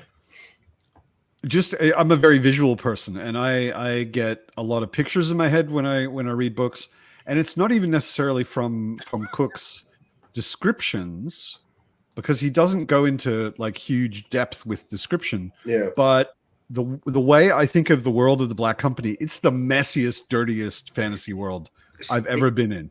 It's like it's like when you read a book, like if all four of us read a book here, would imagine it differently, right? Yeah. And that is like, as a reader, you're co-creating with the writer, basically. Glenn Cook, right, with his writing, the way he writes, he gives you so much space to co-create with him that it's but then he doesn't. There are writers that do that, but then the world still feels hazy. When you read The Black Company, you feel like you've read a book that has been well enunciated, or has been well, like, described to you, but like he just uses, and it's just his choice of words, and his prose is beautiful. I love, people complain about the first book, the prose in the first book, but the prose in the first book is my favorite. Yeah, like first prologue chapter was it's always a question of whether I always ask people, like, do you like Hemingway? Because I love Hemingway. Like, I can understand a lot of people don't necessarily jibe with his macho themes and everything, but like just his writing. Yeah, no, I know. I like, but his writing, Hemingway like stuff. the short, sharp, no word wasted kind of writing, where like I can totally get into, like, I'm a fan of Robin Hobb. Yeah, like I can get into the somewhat more flowery and more descriptive and that kind of stuff. I also enjoy it. But there's something about, like, whenever I've read Hemingway, I've always thought he probably agonized over this sentence. Yes. Like, he started, the sentence was twice as long, and he was like, I don't need that. Here's a shorter word for that. Actually, I don't need that word. I don't need that word either. And just got it down to an essential sentence. And Glenn Cook feels like that. So for the prose, if you like Hemingway, you'll like Glenn Cook. And if you absolutely hate Hemingway's prose, forget the macho themes, but the prose, then you may not like Glenn Cook. Yeah, So I'll say something else about the prose, is that so you can build urgency with the plot, like how you write your plot and setups and everything. But this guy's writing is just so insane. The taut nature of the prose, like, builds urgency in and of itself. So it's like the prose, which should be outside of the story itself. Well, it's not outside of the story, but like you can abstract like a story from the writing and analyze the writing for what it is, but the taut nature of the prose, like, contributes to the urgency you feel in the story. So it's just brilliant stuff. Yeah. Tori and I have a vaguely hanging in the air Black Company buddy read. It's going to happen this year, Matt. Yeah. But first, Fafhrd and the Grey Mouser. Fafhrd and the Grey Mouser. That's right. Fritz Leiber. I'm thinking February. Fafhrd and the Grey Mouser, Tori. I think so. I'm excited about it. I mean, it's like the original fantasy bromance. I'm here for it. It's a little. No, you will. It is a little dated in some places, but still some very wonderful stories in there. I don't mind dated stories as long as they're like. As long as Tom Bombadil isn't in them. I said what I said. Aaron Glenn Cook wrote The Black Company. Glenn Cook. I think honestly, a lot of the issues that I have with older books when I have them is similar issues that I have with some modern books, to be honest. So like, I don't really feel like I know that they're written in a different style oftentimes, but I'm not put off by that. I'm actually thinking of making a response to like a part of not this Matt, not our Matt, but the other Matt. The political, not the political Matt. Matt's fantasy book reviews. There's Go Read Books. There's Matt's fantasy book reviews. There's Miggins. Matt's Beard fantasy of book Darkness. reviews. Yeah, there's Beard of Darkness as a Matt as well. So many Yeah. Matts. It's ridiculous. Bald Matt. I call him Yeah, Bald Bald Matt. I don't know if he knows that, but about Lord of the Rings, because like I think a lot of his criticisms of Lord of the Rings are very off base. I don't think I've seen anything he said about Lord of the Rings, and actually I would probably just generally avoid any negative video about Lord of the Rings. I'm like, I don't need to hear that. Life is too short, man. Like Yeah. I don't need to like obsess about something I disagree with. No. Hold on. To no end. Hold on. I am okay. Fine. Maybe I am a little obsessive, but I think it would be an educational experience. Okay, like don't hate on me. There are stuff I rather remain uneducated about. Like Lord of the Rings, like. By the way, did Beard of Darkness hit like 1,000 subs? Like, I know he was not at quite yet. I don't 9. think. Oh, like, yeah, like, Maybe. yeah, it'd be great if we get him there. Like, I love seeing. I know the struggles. Like I talked to him on my channel, and like he's one of the nice. Like he is like he has the talent. 963. Not quite there yet. Like, but he I mean, has it's inevitable. Like It's inevitable. nobody ever is doing even just okay content, and their subs just stop. Yeah. So it's not by the end of the year, but it'll be February at the latest, and Yeah. probably January sometime. So I'm not worried about that at all. Yeah. Like Yeah. I should say, Bald Matt. Bald Matt's point was, well, not Buzz Cut Matt. What Bald hurt, Matt. Joe? What did I say? Sorry. I'm so thrown off. Sorry, Britton. No, we'll get back to you in a sec. I just don't know what I said. Was it bald, Matt? I mean, you're not bald, are you, Joe? Oh, he's Or- not. or- He has a beautiful mane of hair. Yeah, exactly. I mean, I'm not sure what I said that hurt. Oh, Oh, about the channel growth. Yeah. yes, well, Rogue. It is exactly his nostalgia take, and yeah. my friend Jason said the same thing about Citizen Kane for films. I'm like, dude, it is not just nostalgia that people like that. Maybe for some Joe, people it is. Joe, what I said still stands, because what I said is when their channel's growing, it doesn't suddenly stop. But yours never started growing. That's the problem. Right? You need to get it growing first, and then it'll just get going. Oh my But god, dude, like that's not what you're here for. You're here for writing, and you're doing a good job at that. So just I'm fucking gonna- stick with it. Shut up. I'm gonna check his channel out. Joe, actually, I didn't know Joe even had a channel, and this is the reason Joe's channel isn't growing, because he doesn't fucking tell anyone he has a channel. He mentioned it. He joined, I think it was last pub, and he mentioned it, and I was like, Joe? I've interacted with Joe quite a lot, and I didn't know he I had a know channel." him. I know him. Yeah. Yeah, anyone? He's written the best science fiction books where a man punches a spaceship that anyone could ever read. Everyone should read Wistful Ascending. It's very good. Exactly. Probably gonna Hybrid read it in Helix, College the Blender next series year. is fun. It's a lot It's of fun. so good. Yeah, it's very good. But you need to tell people, Joe. You need to promote yourself a little bit, not just the books. But the main thing Joe is here for is he's an author. So and he's doing that well, and his books are out and they're lovely to look at, which is important to me. Chris McGrath. Yeah, nice covers, Yeah. well produced books, and they're fun to read. I audiobooked the first one and enjoyed it. Well, like I see, like the Nerdy Narrative has a book review on it. Tori Talks has a okay.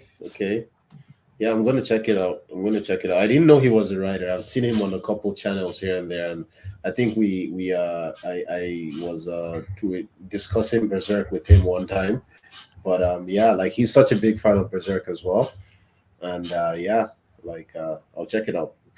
Joe should be on screen, to be honest. I'm almost insulted. I was giving Joe a hard time the other day because I'm all like, mention at all you were gonna do like an epic fantasy at all, and he's all like, dude, like I didn't even have like that wasn't even my like stratosphere when we were talking. For anyone who doesn't know, Joe has recently started a flash fiction, so quickly written, grimdark, but I think not necessarily only grimdark, but it's called Grim Dwarf. Shouting out, shameless, what they call it? Self-promotion. Self-promotion. The shameless. Trust me, it works, man. It works. You just have to get on the same part. He's not so bad about the shameless self-promotion about the books, right? Not so bad. I think he could lean into it a bit harder, but it's the channel that nobody. And what I wanted to say, I didn't know he had a channel until he came on the pub. He mentioned it. I went and looked, and I was like, I should not be surprised that listening to Joe talk about pretty much anything is interesting. So his videos are actually super cool. Mm-hmm. So yeah, go look at Joe's channel, everybody.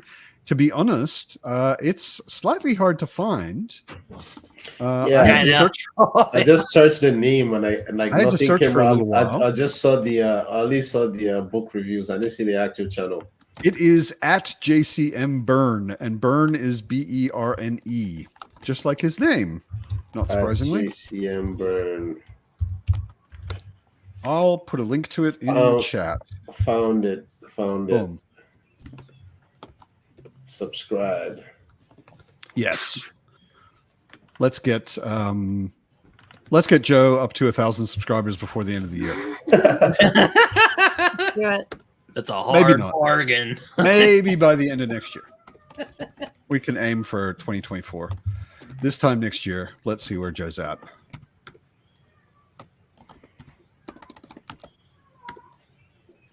Poor person's book reviewer. You spelled his name wrong, so I doubt his channel came up when you typed in JCM Burns. But close. God, I have so many books I want to read this upcoming year. Like, oh man, like. Indeed. Indeed. Yeah. I have one sub at a time.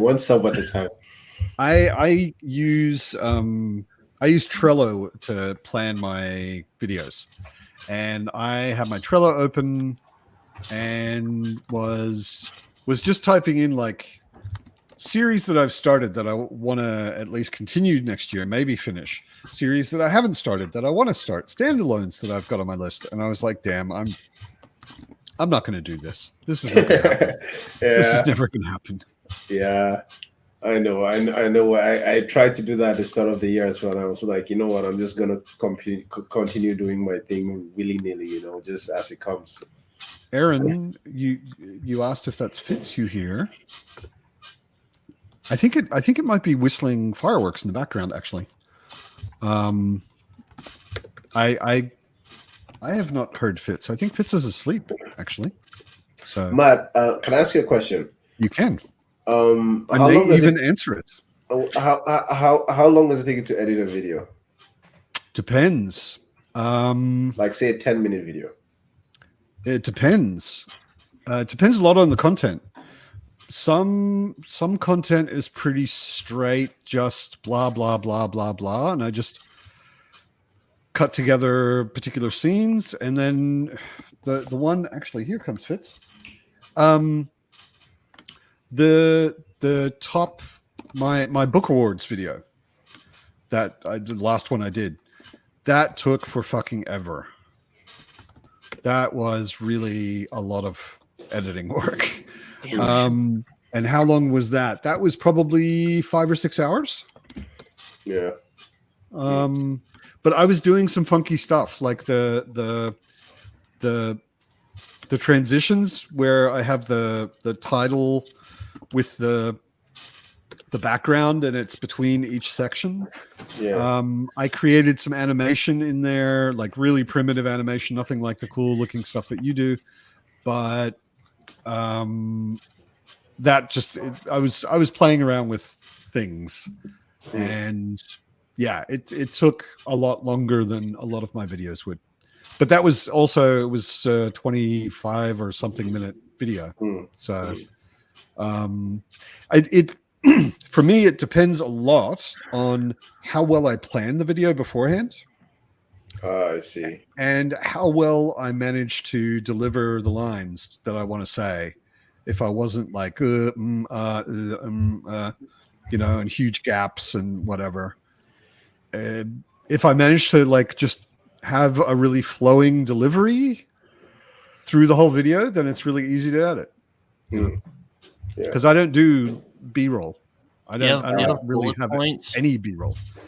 I have pretty much only bullet points. Yeah. Oh, okay. Yeah, that's how I do it. Because like I can go off the cuff, but I tend to. Doorbell is ringing. Wait just a sec. Who is ringing my fucking doorbell at 2 minutes to midnight?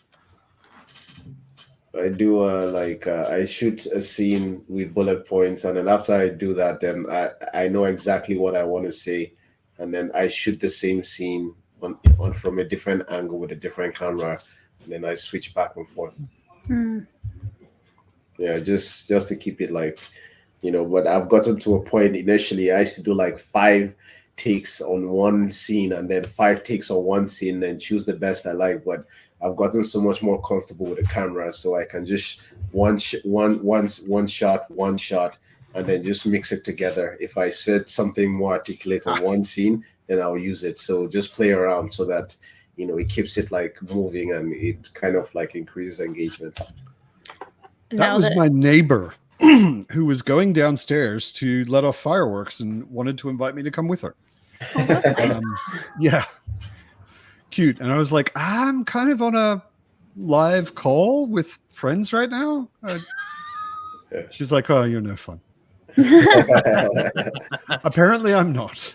I'm just excited that it's January 1st tomorrow so that I can finally film my top 10 reads of the year, because I am one of those purists who refuses to say what my top reads of the year are until the year is actually over.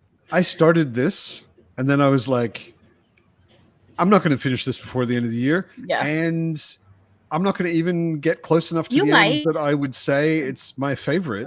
So I can I can do my video. Yeah. Once I started that. But all the people that are doing it's midnight. Happy New Year, everyone. There were a couple of people that were posting it like second week of December. I'm like, do you guys just not read for 3 weeks or what? Well, I was taking a quick break from reading after I finished Mr. Timothy. So tomorrow I'm going to be starting my Dark Vanessa right here. Apparently it's not for the faint of heart, so don't. That's what I've heard. Yeah. But I want to read it because I'm a big fan of Lolita. Don't look too deeply into that, but I love that book, and apparently my Dark Vanessa is like that, except from the other side. And then All Things Left Wild, which is a Western. And apparently the author's very inspired by Cormac McCarthy. So I'm like, ooh, yeah, that's... I want to read that. So, isn't it weird that it's next year here? Yes. But not there? Yeah, that's weird. Where are you, Epic? Vancouver. So okay. Like Californian time as well. Same. Yep. Yeah. So even further back than a lot of people. Yeah, like it's 3 p.m. here. Yeah. So it's so bizarre. 5 in Oklahoma. I was gonna say I'm on Central Time too. Yeah, and it's just past midnight here. Happy New Year's, Happy Matt. New Year, Matt. Fireworks outside Man are without a going flag. berserk.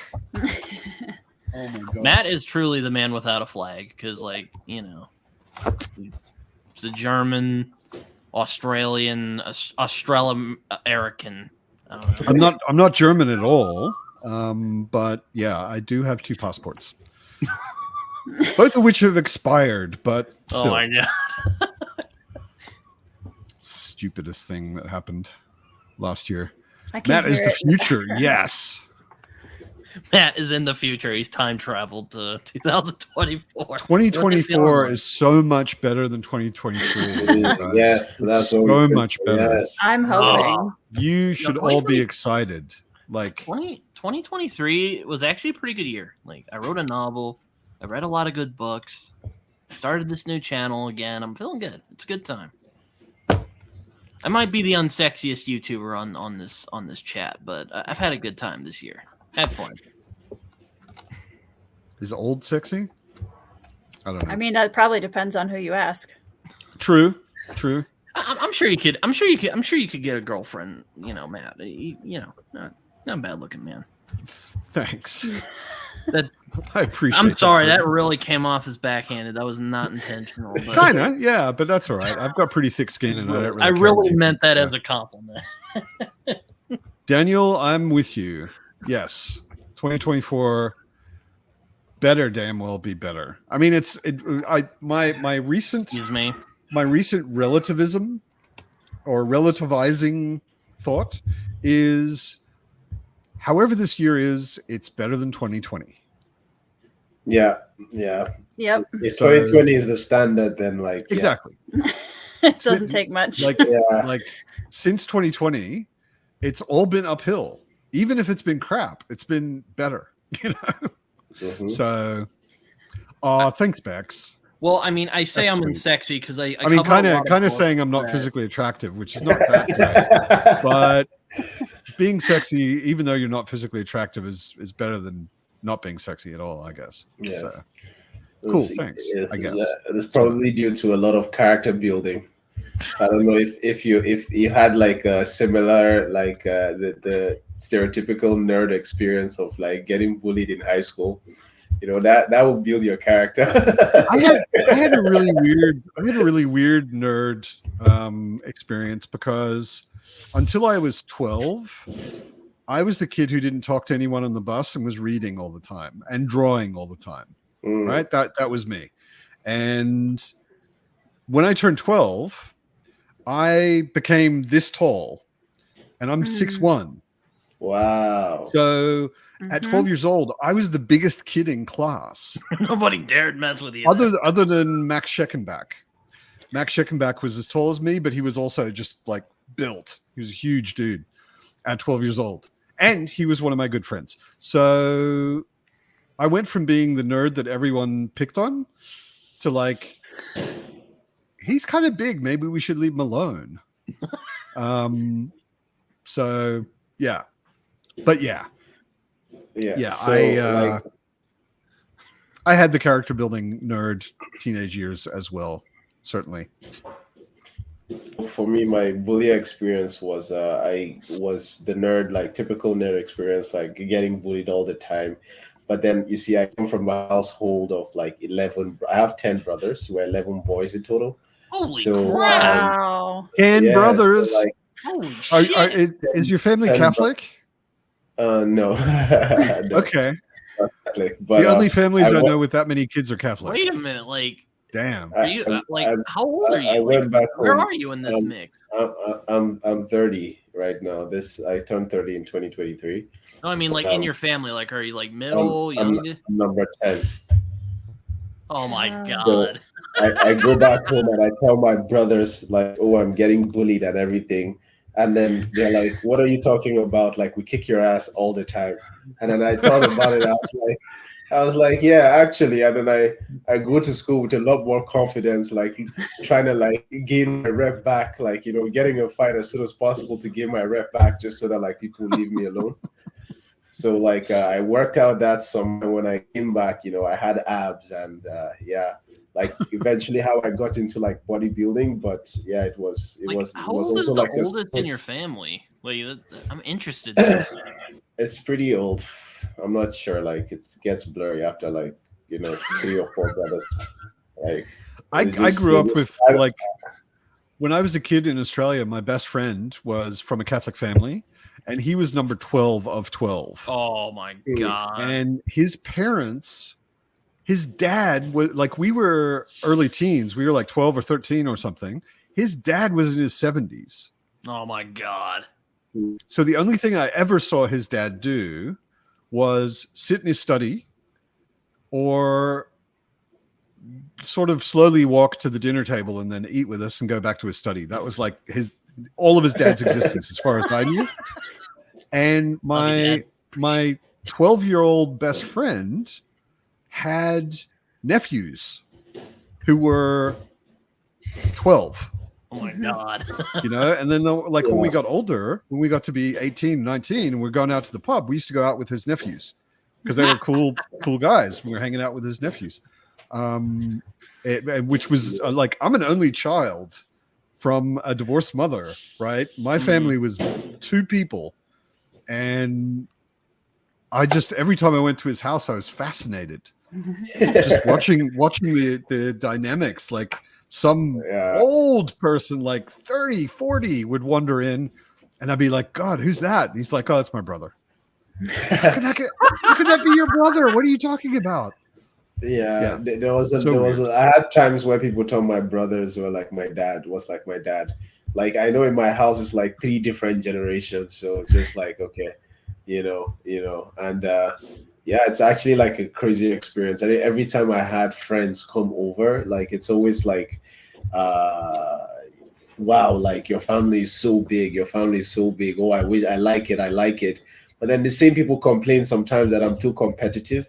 And I'm just like, well, try having like living with so many boys, you know, at all times competing for everything, including attention. Well, it was all boys. And then when I was moving to Canada, my parents adopted like 5 girls. So, oh my God, adopted 5 girls.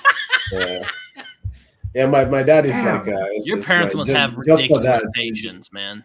Just for that, like my dad is my hero. Like he adopted a lot of kids. So, wow. Yeah. Your dad, your parents, 7 biological brothers, and then I have more adopted brothers than biological brothers, basically. Okay, and then at some point they were like, "Wait a sec, we have a sausage party going on in our house. We have to get some girls in here." They went and just like scooped up 5 my mom girls. Was like, my mom was like, I give up on trying to get a daughter because apparently not that much because she kept trying to get a daughter, and it was like, okay, now time to why not just adopt? So. Can you hear this? I can a little. Yeah, I can hear it. I can hear a little. But your voice isolation is doing a very good job. But every once in a while we hear like a pop. I'm turning up the pickup on my mic. Wow. Sounds like there's a war going on. That's incredible. Did you time travel to 1945? And that's just the street right in front of my building. Wow. It's a neighborhood street. It's not like there's a fireworks display. This is normal people in my neighborhood are just blowing shit up outside my door. So it's not legal. Like fireworks not legal in Germany. No, it's totally legal. No, not illegal. It is legal. This is legal. Okay. It is legal. Yeah. No, around this time of year, like just around the corner from me, there's like an empty shop front. And they take it over for like 2-3 weeks and just sell fireworks. So it's all totally legal. Germany, I mean, I always find it really funny the things that Americans are really paranoid about and worried about, because in Germany they're just normal. Like you could never let Americans do this because everybody be worried that someone would set themselves on fire and put their kid's eye out. In Germany, which would probably happen. And it probably happens in Germany too, just no one cares that much. Yeah. It's like every year, everywhere in Germany. I've never been anywhere on New Year's in Germany that wasn't exactly like this. And then like the first time I had Christmas in Germany, my ex-wife, we went to her family's house and I walked in and I was like, "What are you guys doing?" And they were like, "What do you mean?" I was like, "You have actual candles on the Christmas tree." Oh, they have these little clips that have a little, actually sounds pretty cool, circular thing, and then they have little short candles. And the Christmas, I mean, it's beautiful, but like as someone growing up in a country where that would be illegal, I'm constantly looking over my shoulder, going, "Okay, so when's the house going to burn down? Is this? Are you sure about this? Really?" Yeah. And it's just normal here. I will say it would depend on where in America you are with the fireworks, because like I live in rural Minnesota, like nobody cares about, like there's people set off fireworks all the time. For us, 4th of July is obviously way bigger than New Year's for fireworks, but it's also because it's freezing here right now.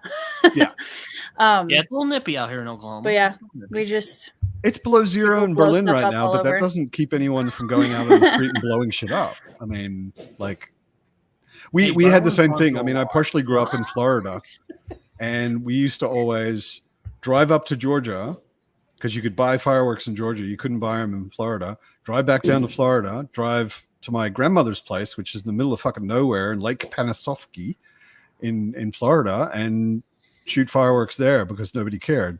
So yeah, New Hampshire, Massachusetts, same thing. Jared's saying that's like, yeah.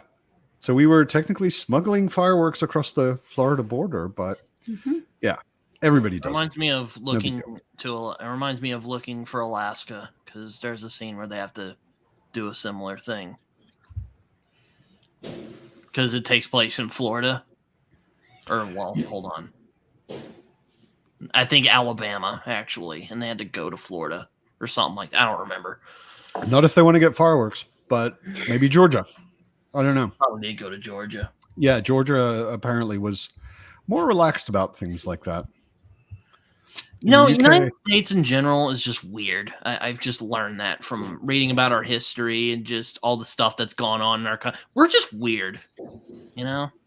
I'm really glad to have 2 passports.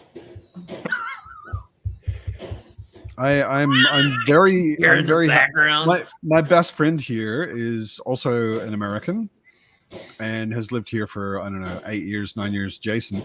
And Jason and I very often are just like, it's nice we don't have to live in the US, isn't it? We have healthcare. At least you have politicians who kind of know what they're doing a little bit. And I mean, like, politicians everywhere suck, but like, I don't know of any politicians in Germany that are like certifiably actually insane. Like Merkel, she seems okay. Yeah, she's not great, but she's not crazy. I mean, she is actually a doctor of physics. You know, she's a super America, smart lady. it's a freaking madhouse out here. I'm telling you. Yeah. In America, I just look at the options and I'm just like, like I'm glad I don't have to. I don't have to vote. Now, I was going to ask you the other day, Matt. Have you ever been to the Black Forest? I have not. It's very far away. Oh, I've always wanted to go to the Black Forest. Like, that's one of my Forest. bucket list Black places. Forest from here is about a 6 or 7 hour drive. Oh my god! Yeah. Look at Bex's Bex Begins message. We play a real fun game with gunshots and fireworks. Fitz is unfortunately losing her mind. Oh, she's like, human, what is that out there? Yeah, she's a little. Yeah, cats don't like surprising sounds. No, Yeah, and lots of them over and over and over again. Yeah. At least they're not that loud inside the flat. I mean, I won't be trying to go to bed for the next 2 hours, though. I mean, it really sucks for them because their hearing is so much more acute than ours is. Yeah. Yeah. And smell. And I can imagine it smells like gunpowder and weird shit like that. So, yeah. I was She's taking okay. a shower the other day, and my mom just put this new thing on the I don't know what to call it. It's this Showerhead? Yeah. And I pulled the window and it made a squeaking noise and it scared my cat and she went under my bed. I'm like, oh no, I'm so sorry. They're That finicky happens. little creatures. That happens. I try not to laugh at her because I mean it is actually kind of funny when I accidentally drop something and she shoots like 2 meters off the floor. You know, I'm like, I know I scared you, but it's still funny. I'm sorry. Uh-oh. Yeah. Uh-oh. What is it? It's okay. It's okay. Don't worry. It's outside. Yeah, she's a bit jumpy right now. Aw. Yeah, I'm gonna get a cat eventually. I just have to. I love them so much. I keep thinking I probably should get another one. I don't know where my partner in crime is. She's around, I'm sure. I think it would do Fitz good to have company, and I've kind of got an incomplete set. Like if I've got Fitz, I need to get a fool as well, don't I? Just be aware that cats are notorious for following in the footsteps Living of up to their names. namesakes, so just be careful with that. Well, the fool is the only adult in the room It's in true. the entire series. So Might mess with you like, a lot, though. Fitz is more like the idiot in the whole story. I was like, what, you gonna name him like Amber or fucking Fawford or something? No. If I've got a Fitz has a partner, so to speak. I So haven't read Robin Hobbs, so I don't know. Fitz I have needs a Fool. Pippin, and I regret that on a regular basis. The dumbest hobbit. He's the cat. Pippin is actually he's too smart, and that's part of the problem. But he's a complete foodie, which is part of his problem. And also, he like is just so much mischief all the time. So he lives up to his namesake, I see. Exactly. Could also name him Beloved. That's true. That's true. Although officially the Fool's name was Beloved, sort of. But the Fool always called Fitz Beloved. So That would get confusing. that would get confusing. What are they? Are they like friends or are they gay? Raffo. Read and find out. Yeah, Hobbs one of those. She's on my I'll try someday list. She's really good. I mean, it really depends on what you want. I know. I heard Derry go on about it when I had her on my podcast. I was like, "Hey, Derry, so I know you like Hobb. We should talk about it before we get going." And she's like, "They're not gay, but they're more than friends." Okay, I see. Yeah, and it's not 100% accurate to say they're not gay. They're not a gay couple. Put it that way. So like bisexual? Hey, we're not judging here. I don't judge here. This is no, it's LGBTQ friendly channel. Spoilers, basically.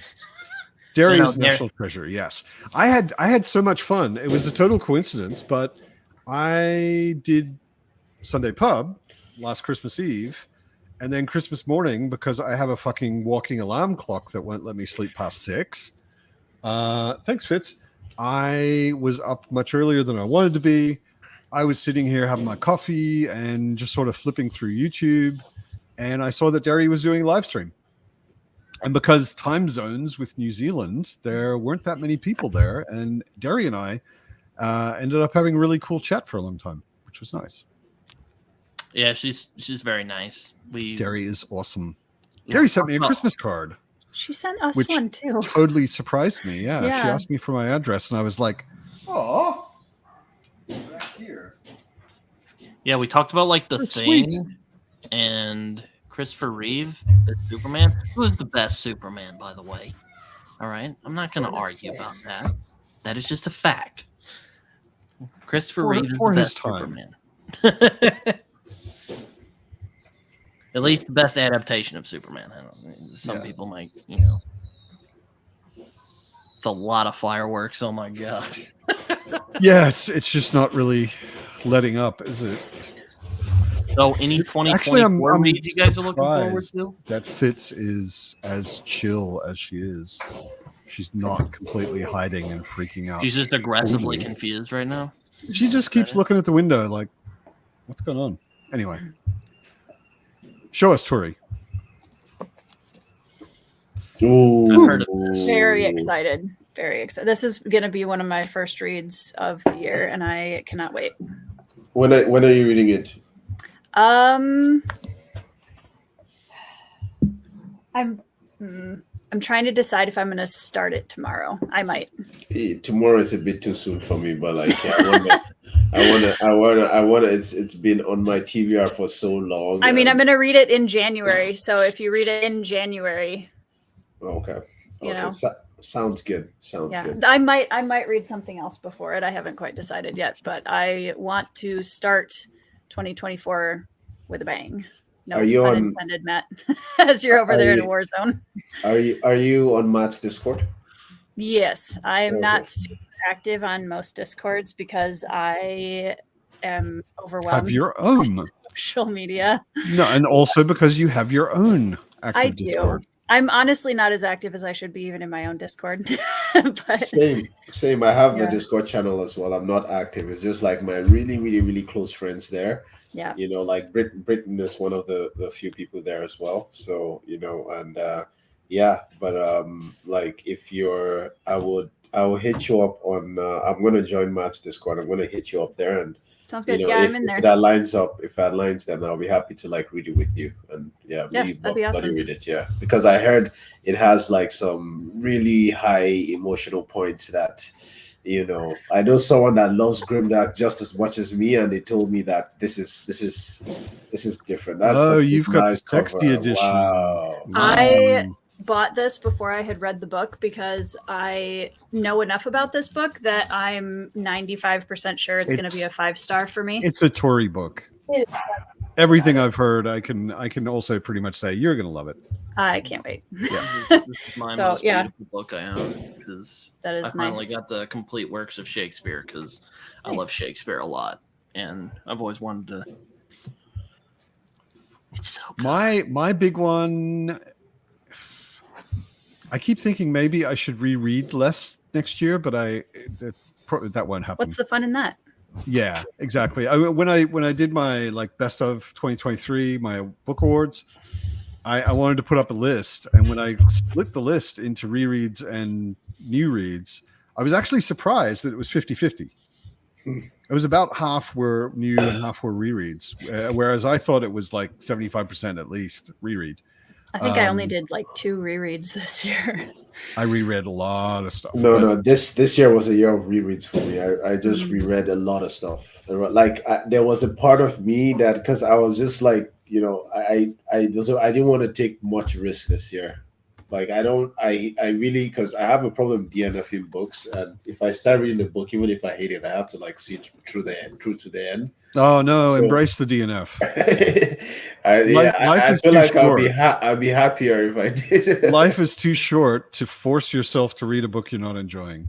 Hmm. Like, I just said to myself, at least 200 pages. Right? If I get to 200 pages, I've given it enough of a chance. And if at that point I can honestly say I'm bored, I'm not having fun, I don't care about the characters, I don't understand what's going on, whatever, you know, then I'm like, nope, next book. You know, there's too many good books to read to waste time on books you're not enjoying. I have a hard time DNFing. I watched Tori's little skit a few months ago, and I just thought that was hilarious. I was like, man, that's sad how accurate that is. Man, okay, well, it's a reread, so it's different. But like, imagine reading like all 6 Malazan books in a year. Jesus. I read all 10 Malazan books in 3 months the first time. 3 months. Jeez, how do you not get burned out? I had nothing else to do. Oh my god! And I was in a very bad place mentally, and I needed something to show you it could be worse. to focus on, to look forward to every day. I say Steven Erikson saved my life, which is more or less true and not really a joke. That was 2020, so it was a really bad time, and I was just like, "Oh, this is good," and I just read all of it. But Jared beat me with 6 Malazan books this year. I think I reread 4 early this year.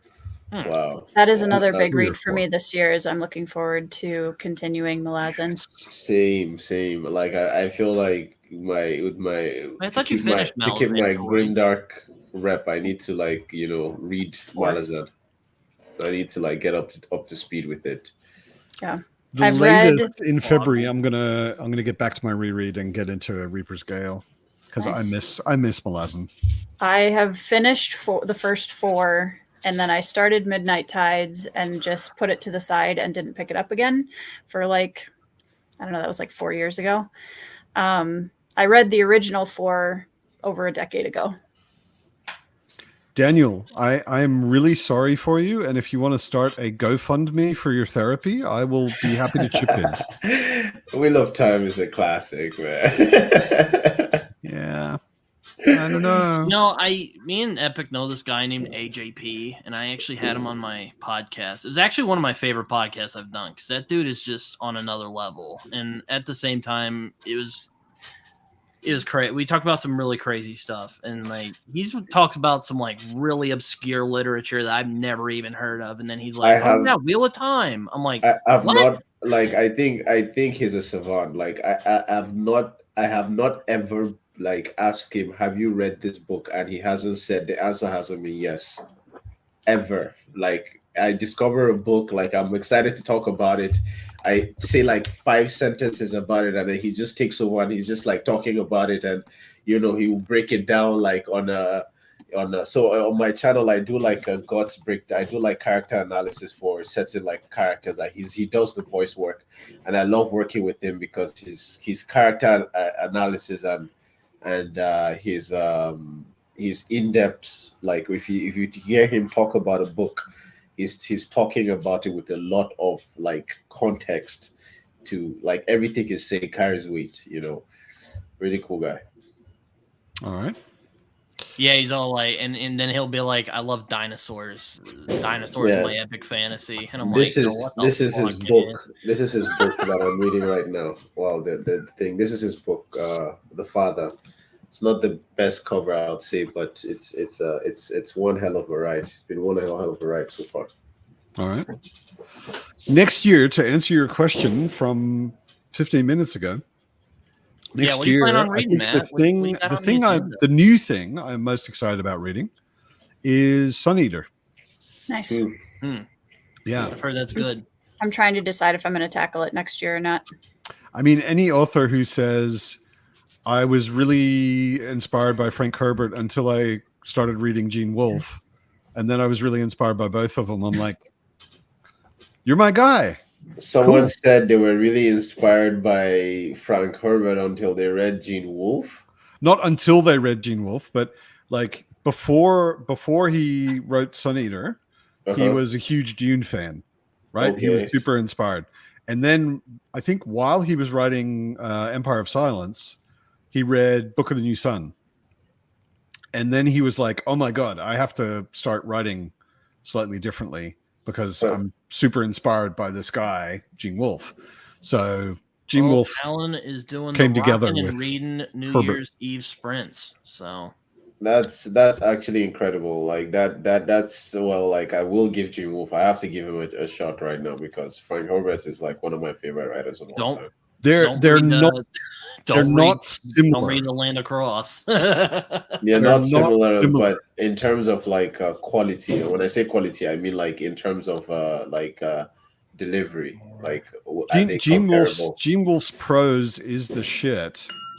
Okay. His structure can be confusing, and he, even less than Steven Erikson, he does not lay things out for you. Tori muted herself.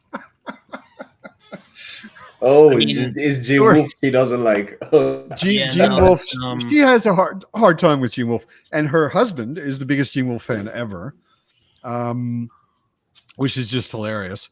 But yeah, Gene Wolfe. Some people, not naming any names, don't like Gene Wolfe because he makes them feel stupid, which he does sometimes because he is really smart. But Neil Gaiman actually said it in one of his intros or one of his forewords to Gene Wolfe, to the Book of the New Sun. He said that a lot of authors who are really smart make you feel stupid so that they feel smarter. And Gene Wolfe, Gaiman said of Gene Wolfe that he is so smart that he will make you smarter if you stick with it, and will be super happy when you are smarter. Like, you learn things by taking apart his prose. It's really, I love it. But no, yeah, See, I mean, Joe, my issue with Wolf enjoy. is I didn't know what the hell was going on when I was reading The Land Across. I was like, what the hell is this? You know?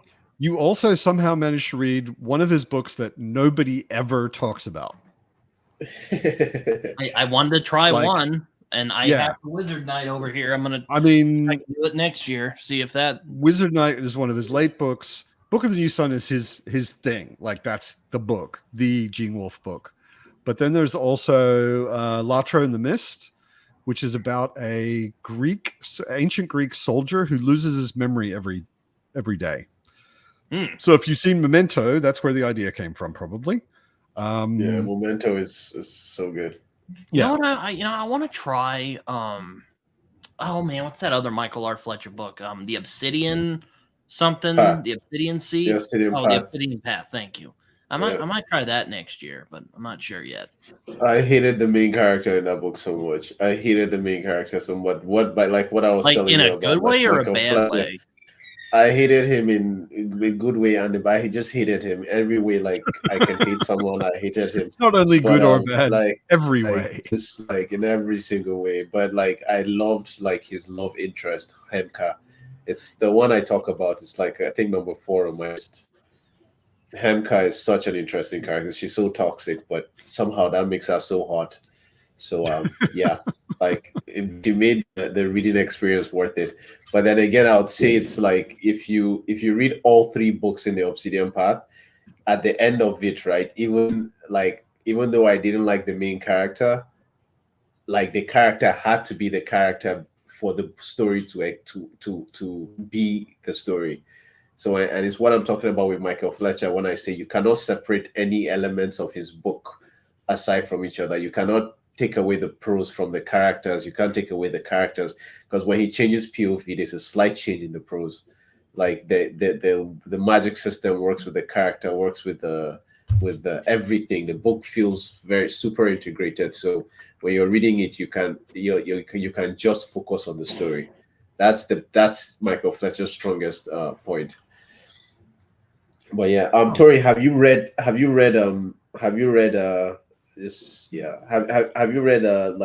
anything Baker? I have kind of a threshold when it comes to grimdark, and I find that like I'm nervous about Baker because I think it's going to be too far for me. Yeah, it's too far. If you do have a threshold, then Baker. He's probably beyond it. Like I don't mind. Yeah. I read a lot of books that are very dark fantasy, but for me, grimdark, there's such a variety of like grimdark for me, where sometimes, like if it's straight nihilism, I won't read it because I'm just like you're not a fan of Bleak Fest, so not really. Okay, like there has to be a point of some kind or a character that finds some kind of purpose somewhere for me to like care. So I don't think so either, Rogue. I don't. About that. From what I know about Tori and Baker, I don't think you would either. No. So I would say this about Baker: like the world is completely nihilistic. There's meaning. There's no meaning, but right, the characters themselves like have the characters. The meaninglessness, like you realize that nothing has meaning in this book, but the characters care about things so much that you care about what they care about, but on the backdrop, the back tone of the book, while you're reading, it's meaninglessness. It's meaningless because there's a specific character that is just, I don't know how a human being can write a character like that, but Kellis, my God. Oh my God, and I feel like if you read, it's kind of I feel like it was his take on have you read Dune? Not yet. That's another read I would love to get to this year. You haven't read Dune? I'm trying, Matt. Okay, there's a lot of books. So Dune is on my list for this year. I don't know if you would like. So there's a Kellis like no, but she don't listen. She might like book one. She might like book one. Book one is kind of like soft, not soft, but it's kind of like, and I don't mean to say you like soft books, but book one is nothing. I like to worry about. Malazan, so yeah, exactly. You like Malazan, so. But I feel like Kellis, the character, the main character of Baker, is kind of similar to Paul in terms of how he computes like his environment, but like Kellis is like intentionally like is evil, but he's the main character, so it's very interesting idea. Yeah. Like Matt, let me just ask you something real quick about Dune. Like, if I asked you about Paul Atreides, like, what does Paul Atreides care about? Like, what would your answer be? And then I'll I just want to know what do you think? My answer would be when. question. Yeah, I've only exactly. read- That's such a good answer. That's a good I've only answer. read the first book, so I'm going with the first book here. Paul Atreides is at least 4 distinctly different people depending on when you meet him. I'm just talking about the first book. He cares about family. Mostly his family, yeah.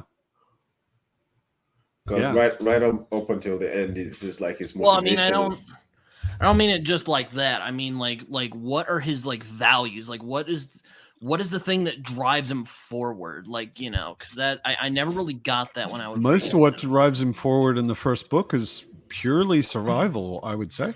Yeah, and I mean, he gets put in a very fucked situation extremely unexpectedly, and he wants to survive. And he toils about the decisions he has to make. So he cares about making the right decisions. Yeah. Yeah, and he doesn't know what's coming. Right? I mean, he like Paul Atreides II is a very different story. But Paul Atreides I'm talking about the one from the sorry. original book. Can you bring up Daniel's comment? No, yes, like okay. one, It's like this one. I saw someone say that they didn't think Kellos was an actual psychopath because he started to be affected by others, and I was like, no. Kellos also manipulated and gaslighted you, the reader. That's what it feels like. That's what it feels like. You after a while, you think the main So like reading character Lolita in the books I see. is messing That's with right you, out. the reader. Like he is so. I don't know how Baker wrote that POV from a writing perspective.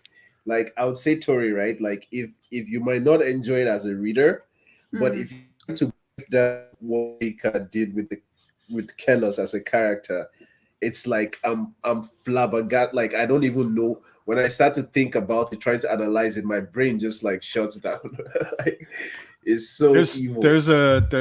Just that statement reminds me a lot of a Robin Hood character in Live Ships.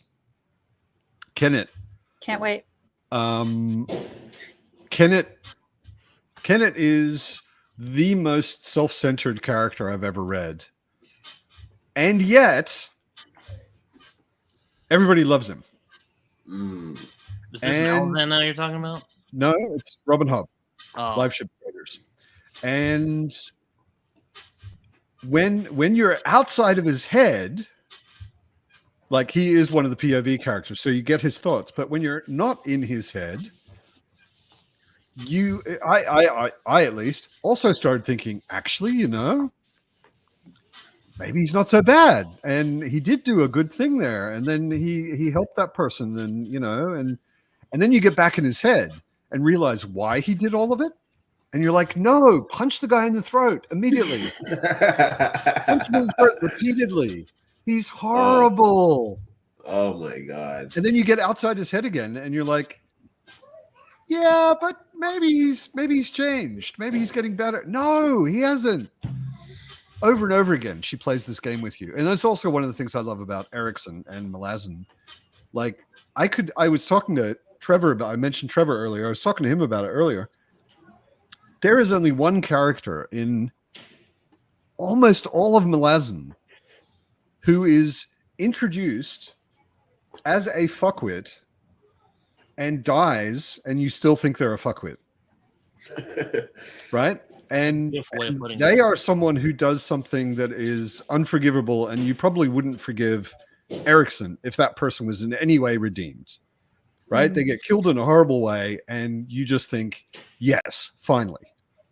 But everybody else who's a bad guy, no matter how bad they are, he gives you a little bit of insight into why they're like that. He gives you a little bit of insight into what their motivations are and what they actually want and all of that. And you can't help but think, okay, could you please just let me hate one of your bad guys? Well, no one's pure evil, Matt. Well, it's very rare. Well, Kellos is pure evil. And like I feel like he does, like Baker does the opposite, because in book 1 you're kind of like, well, Kellos makes tough decisions, but like, you know what, I can see why he had to make those decisions. From book 2, book 3, it's like you just keep sinking. It's just sinking, going down, and the spiral, the abyss doesn't end, and you keep going down. And it's like after a while, you're just like, what, why? It's just like, why? And Kellos has his reasons and everything. It's just like, I can't empathize with you anymore. But his perspective, like, Baker uses Kellos to show off his intelligence, to be honest, and he does it very well. Well, like I said, I should back up and say pure evil is rare. I'm not saying it doesn't exist, but you know. Yeah, and I mean, in the end, I mean, Kenneth, the guy I was talking about in Robin Hood books, he's a guy who I mentioned this in my book awards video.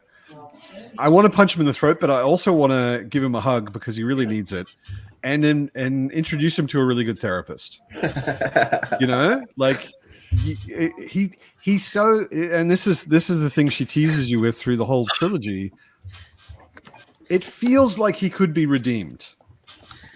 He is not trying in any way to redeem himself, but it feels like with the right kind of help, he could be redeemed. He might get better. But maybe actually no, maybe not. Maybe he's just an asshole and as close to evil as anyone in her books. But maybe you could help him. You know, it's just it's like Saga. I see. He's a fascinating character and just so constantly back and forth. But listen, guys, it is 1:45 here. Happy New Year out in pleasure, Germany. Thank you. Happy New Year to all of you.